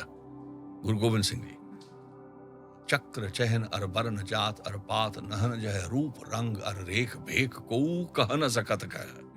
अचल मूर्ति अनुभव प्रकाश अमितोज कही जाए, कोटि इंद्र इंद्रान साहो साहान गणित जाए। त्रिभुवन महीप सुर नर असुर नेति नेति वण तृण कहत, तब सर्वनाम कथा कवन कर्म नाम वर्णत सुमति। गुरु गोविंद सिंह जी का छपे छंद। तो भाव ये कि ऐसा परमेश्वर जो है, जो न नर है न नारी है, उसकी भक्ति का नाम कीर्तन है, उससे प्राप्त ज्ञान का नाम कीर्तन है, उसके प्राप्त ज्ञान से अपने मन को और औरों के मन को मनाने का काम नाम कीर्तन है। तो वो पहला तो क है, पहला कक्का है कीर्तन। ये नहीं कि बाणी लिया उसको गा लिया, ये नहीं है। उसमें एक पूरी एक दार्शनिक अटेंडेंस है। पहला का कीर्तन। फिर है कविता, यानी कि आप ज्ञान के साथ, लिटरेचर के साथ आप जुड़े। आप सिर्फ ये नहीं कि तोता रट बन गए। साक्षरता अपने आप में है कि आप सिर्फ रिवील्ड ज्ञान जो है उसके आशिक न बने, आप रेवलेशन के भी धारनी बने, आप पात्र बने, सुपात्र बने। सो ये बहुत अपने आप में कीर्तन जो है वो मिली हुई दात का, ये कीर्तन जो ऑलरेडी जो लिखा गया ज्ञान है। कविता आपकी ऑथरशिप है, यानी कि आप एक जिम्मेवार कस्टोडियन बन जाएं। जो अगर आज कोई आपको मिल जाए कि मेरी तो मुसीबत ये है, आपके पुराने मेन्यू में ना हो या हो आपको अर्थ ना मालूम हो, तो आप उसका हल कर सकें। आपकी ताजगी, आपके नए हार्वेस्ट को का भी नाम वो एक दूसरा जो ककार है। का कीर्तन, कविता, फिर करुणा है, कोमलता है और कुर्बानी। ये 5 ककार हैं जो गुरु नानक के दिए गए। हमारे जो संप्रदायी बड़े जो हैं वो अक्सर मुझे याद दिलाते रहते थे, जो मैं साझा करता रहा हूँ। तो पहली तो बात यह है कि इन 5 ककारों से आप जुड़ें। तो इसी में आपको जीवन की जो एक जांच है, एक तरीका जो है, गुरु नानक की तरीका क्या है जीवन को जीने का, और दूसरा कि एक फैशनेबल जो आजकल फैशनेबल बनाकर एक धर्म कॉस्मेटिकली जो पेश किया जा रहा है, चाहे वो सिक्खी है या एक बुके ऑफ कॉन्डक्ट्स बना दिए गए हैं, उससे जरा डर के रहें। क्वैकरी बहुत है दुनिया में, क्योंकि राशि की बात है। अब आप देखें, जो मेरा एक by way of my foundation, जो गुरु नानक की थॉट में 2 एक अनादि हस्तियां हैं। बेई नदी में गुरु नानक जब अलोप होते हैं तो उसमें जब आते हैं तीसरे दिन वापस, तो उनसे पूछा जाता है कि कहाँ गए हैं, कि मैं नारायण से मिलने गया। तो उसमें मूल मंत्र का भी इल्हाम उसी में साझा करते हैं, और जप का, वाणी का। और वो कहते हैं कि फिर क्या कहा नारायण जी ने, कहें कि आखिरी वक्त कहा कि नानक तू गुरु परमेश्वर, मैं पार ब्रह्म परमेश्वर। ये बहुत बड़ा एक कर्म है, यानी कि मैं अनअटेनेबल जो है, या अगम अगोचर जो पार ब्रह्म है, मैं वो हूं, तुम गुरु परमेश्वरा हो। और दोनों अनादि हस्ती हैं जिनका आदि कोई नहीं है, एक परम पुरुष परमेश्वरा और एक गुरु नानक। सो मेरी जो फाउंडेशन है, Anad foundation, dedicated to that moment which is the birth of technically the entire Gursikh. So इसलिए भाई बलदीप सिंह फाउंडेशन नहीं है। और आगे तो मैं बताता नहीं था, पर मैं हार के लोगों को समझ नहीं आ रही कि मैं कर क्या रहा हूँ। भाव ये है कि कोई सेवा भी करनी है, कुछ काम करना है। सबसे पहली सेवा होती है सिविलाइजेशनल, जो एसेट्स बचे हुए हैं हेरिटेज के, उनको एक रिस्पॉन्सिबल तरीके से सस्टेन करना, मैकेनिज्म्स बनाने। तो वो एक अपने आप में बहुत बड़ी बात है। जो अनाथ फाउंडेशन में जो मैं कर रहा हूं, वो एक गुरु नानक की इस वक्त तिजोरी नहीं है। बात सारी राशि की है। सेवा भी करनी है आपने, कैसे करनी है। लंगर लगाना एक चीज है, पर वो लंगर तो आपने जो खिलाया, आज खाया है, कुछ घंटों में वो तो मल बन के जाएगा और भूख फिर लग जाएगी। पर एक वो भोजन है जो ज्ञान का है। भोजन सिर्फ एक किस्म का नहीं है। सेवा, सबसे बड़ी सेवा है वो ज्ञान ऐसा जो साथ जाता है। ये खुराक तो एक ट्रांजिटरी है, वो भी चाहिए। तो जैसे भगत धन्ना जी हैं, वो कहते हैं कि वो भूखियां भगती ना की जाए, ले माला अपनी ली जाए। कहें कि अगर भूखा रखेगा, माला ले जा अपनी, मेरे को तेरी कोई मेरा काम नहीं है, ऐसी सिरदर्दी मैं नहीं मोलूंगा। कहें कि दाल सीधा मांगो घियो, हमरा खुशी करे नित जियो। कहने घर की गीहन चंगी, घर की औरत भी अच्छी देना। जन धन्ना लेवे मंगी। वो तो ऐसे ही कहने के यार मुझे स्पाउस भी अच्छा चाहिए, झंझट नहीं, मेरे कलेश मत मेरे सिर पे डाल देना। नहीं तो मैं नहीं भक्ति करूंगा। प्रॉपर डीलिंग हो रही है। बिल्कुल, एकदम एब्सोल्युटली। सो इस तरह का आप जरा ऐसे कर्म करें, भगत धन्ने से जरा आशिकी कर लें, आपको बता देंगे कि क्या क्या मामला चाहिए। यानी कि you need prosperity, without prosperity, with in and without. यानी कि माल भी चाहिए, धन माल भी चाहिए, और ज्ञान माल धन भी चाहिए। पर्सपेक्टिव आपका बहुत रोशन हो, आप अच्छे मेंटर बन सके, और तब बनेंगे अगर अच्छे मेंटी हैं। तो ये कुछ वार्ताएं हैं जो मैं साझी करना मैं चाहूंगा कि आप यूं जरा करें कि जो कंट्रीब्यूट करें। जैसे मैंने कहा, अनाथ में एंडेवर इज कि गुरु नानक की अपनी जेब नहीं है। आज गुरुद्वारों में तिजोरी है, गुरु नानक की जेब नहीं है। जो बड़े जो कर्म हैं गुरु नानक की कस्टोडियनशिप में, उनकी ना देख है, ना देखभाल है, ना उनकी खोज हो रही है, ना उनको कैसे कहते ना भाल है ना संभाल है। तो to become partners, to partner in the act of conservation, ये इनविटेशन भी है मेरा एक तरह से, और इसमें अपनी अपनी जगह पे दुनिया में जहाँ भी आप हों, आप अपने अपने तरीके से एक रिस्पॉन्सिबल कस्टोडियनशिप अर्न करें। ये मेरी दुआ भी है और मेरा मेरा आशीर्वाद भी है। इसमें एक चीज़, क्योंकि यंग जनरेशन के लिए हम ये पॉडकास्ट करते हैं, जो आपने 5 क बताए उसमें 5वां कुर्बानी बताया है, तो आप इसमें एक थोड़ा सा लाइट डाल दीजिए कि कुर्बानी का क्या मतलब है यहाँ पर। कुर्बानी तो हर चीज में है। कुर्बानी देखिए, जान लेना, जान देना, बहुत बड़ी, सबसे बड़ी कुर्बानी जो कैपिटल, जो एक सेवा जो है, अल्टीमेट सेक्रीफाइस जिसे कहा जाता है। पर 2015 में इटली में एक एग्जीबिशन थी, ई सीख, दी सीख, वो वर्ल्ड वॉर 1 की कमेमोरेशन थी। उसमें एक जर्नलिस्ट थे, नेलो देलगातो, उन्होंने पूछा कि सिख वैलर के बारे में पूछ रहे थे कि युद्ध सिख आर्मी ने लिबरेट किया था। तो वो कहें कि आप क्रिश्चियंस में मार्टियर का कॉन्सेप्ट है,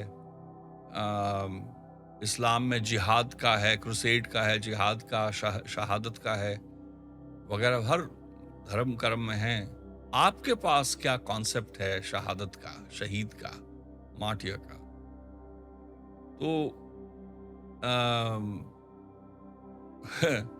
मैंने कहा कि सिखों को कहा गया है कि the greatest warriors that have been, जो वर्ल्ड वॉर 1 और 2 के जो हिस्टोरियंस रहे, उनका भी कहना था कि the only people, only Sikhs were the only ones who defeated the Japs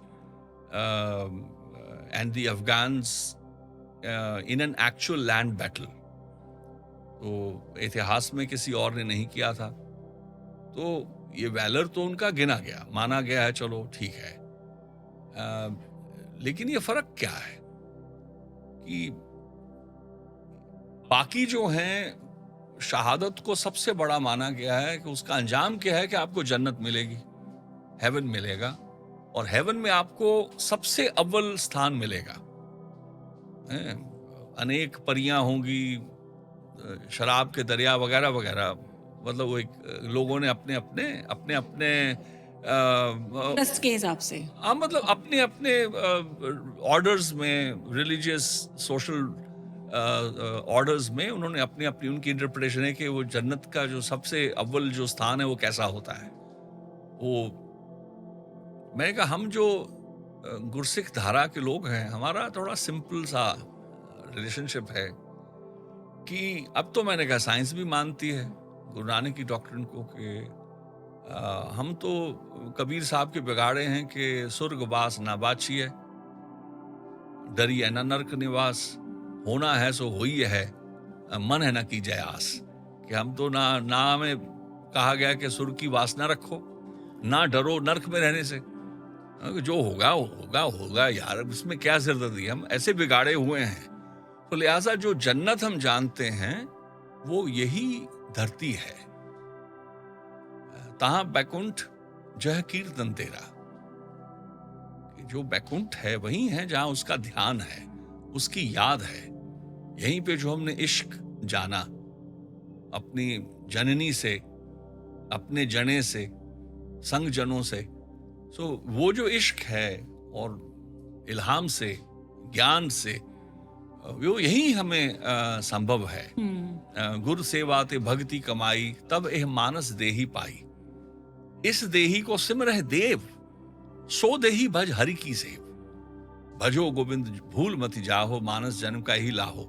तो मानस जन्म तो बहुत पुण्य से पाई है, तो हमारी जन्नत तो यही है। हम लड़ते शायद इसीलिए एक कदम एक्स्ट्रा है कि वो तो कहते हैं यार जब टिकट मिले स्वर्ग में जाने की, हम तो कहते हैं हमारा स्वर्ग यही है, हम नहीं मरेंगे, मर के भी लड़ेंगे। So maybe that is perhaps a reason, but that is one form. कुर्बानी जो है, क्योंकि सारे अध्यात्म से जुड़े हुए हैं, एक टेम्पोरल एक है कि हाँ कुर्बाने जाओ मेहरबाना, हाँ कुर्बाने जाओ, हाँ कुर्बाने जाओ मेहरबाना, लैन जो तेरा नाव, कि जो हाँ सदके तेना गुरसिखा, कि सदके जाना, बलिहार जाना, कुर्बान जाना उनके जो तेरा ध्यान धरते हैं। अपने मन को कुर्बान कर देना सबसे बड़ी कुर्बानी है। शरीर का, जैसे मन, तन और धन मैंने जैसे गिने, कि तीनों का कुर्बान करना अपने आप में बहुत बड़ा कर्म है। धन कुर्बान कोई कर सकता है, मतलब कई लोग कर सकते हैं, हर कोई नहीं करता, कर सकते हैं। धन और फिर तन को कुर्बान करना, कि तन कुर्बान करना ये नहीं कि जाया कर दिया, नहीं, उसमें आवारगी नहीं है। तन कुर्बान है कि भैया मैं ना 1 हफ्ते में 2 घंटे निकालूंगा, पर्सनल अटेंडेंस करूंगा, आप मुझे सेवा लगाइए, आप अच्छा कर्म कर रहे हैं, I will be physically present to undertake the seva that you would give me. चाहे वो पानी पिलाना है किसी को, या जो आए हैं उनके जोड़े साफ कर रहे हैं, वो तन की सेवा है। तन करके कुर्बान, तन को कुर्बान करना है। आप एलोकेट करते हैं कि मैं इतना तन अपना निकाल सकूंगा इतनी देर के लिए। सबसे बड़ा है मन को कुर्बान करना। और एक बिगड़ा मन कुर्बान सबसे मुश्किल है, विद्वान मन तो झट से कुर्बान हो जाता है। सो बहुत मुश्किल क्रिया होती है आम इंसान के लिए, जिसमें मन जो टिका नहीं है, जो एक पल यहां है एक पल वहां है, ऐसे को पकड़ना, जो तिलकन में रहता है, तिल के जो मन, उसको काबू करना, कुर्बान करना सबसे बड़ी कुर्बानी है। बहुत बहुत धन्यवाद आपका। आप हमारे पॉडकास्ट पर आए और काफ़ी बिजी आपका शेड्यूल रहता है, आपने टाइम निकाला, बहुत बहुत धन्यवाद। और आप अपना जो पोथा आपने लिखा है अभी तक, और हम सबके लिए मुझे लगता है कि आने वाली पीढ़ियों में ये आपकी जो बुक्स आपकी आएंगी एक एक करके पार्ट्स में, दिशा दिखाएंगी। और मुझे लगता है कि हमारे जो दर्शक हैं, खास करके यूथ, उनको बहुत कुछ समझ आया होगा हमारी इंडियन कल्चर के बारे में, हमारे सिख फिलॉसफी के बारे में। तो आप इस पॉडकास्ट को सब लोग देखिए। मेरे लिए पर्सनल लेवल पर भी मैं कहूँगी कि मेरे लिए बहुत ज़्यादा आई ओपनिंग रहा ये पॉडकास्ट, और लग रहा था कि ख़त्म ना हो। आज तक का हमारा लॉन्गेस्ट पॉडकास्ट ये रिकॉर्ड हो चुका है। तो आशा है कि आप सबको पसंद आएगा, आप सब इससे बेनिफिटेड होंगे। यदि आपके कोई प्रश्न हो तो आप उन्हें कमेंट बॉक्स में लिखकर बता सकते हैं, हम आगे से प्रयास करेंगे उनका जवाब देने का। आप चाहते हैं कि यदि हम किसी और फिलॉसफी पर, भारत में जो उत्पन्न हुई है उस पर हम पॉडकास्ट करें, आप प्लीज़ उसके बारे में लिखिए। और इस पॉडकास्ट को अपने घर के लोगों के साथ साझा कीजिए, लाइक कीजिए, कमेंट कीजिए, हमारे चैनल को सब्सक्राइब कीजिए। हम जल्द ही मिलेंगे एक और फिलॉसफी में एक और स्कॉलर के साथ। तब तक के लिए हम विदा लेते हैं। धन्यवाद, नमस्कार। आपने याद किया, बहुत मेहरबानी, सत्करतार। वाहिगुरू जी का खालसा, वाहिगुरू जी की फतेह।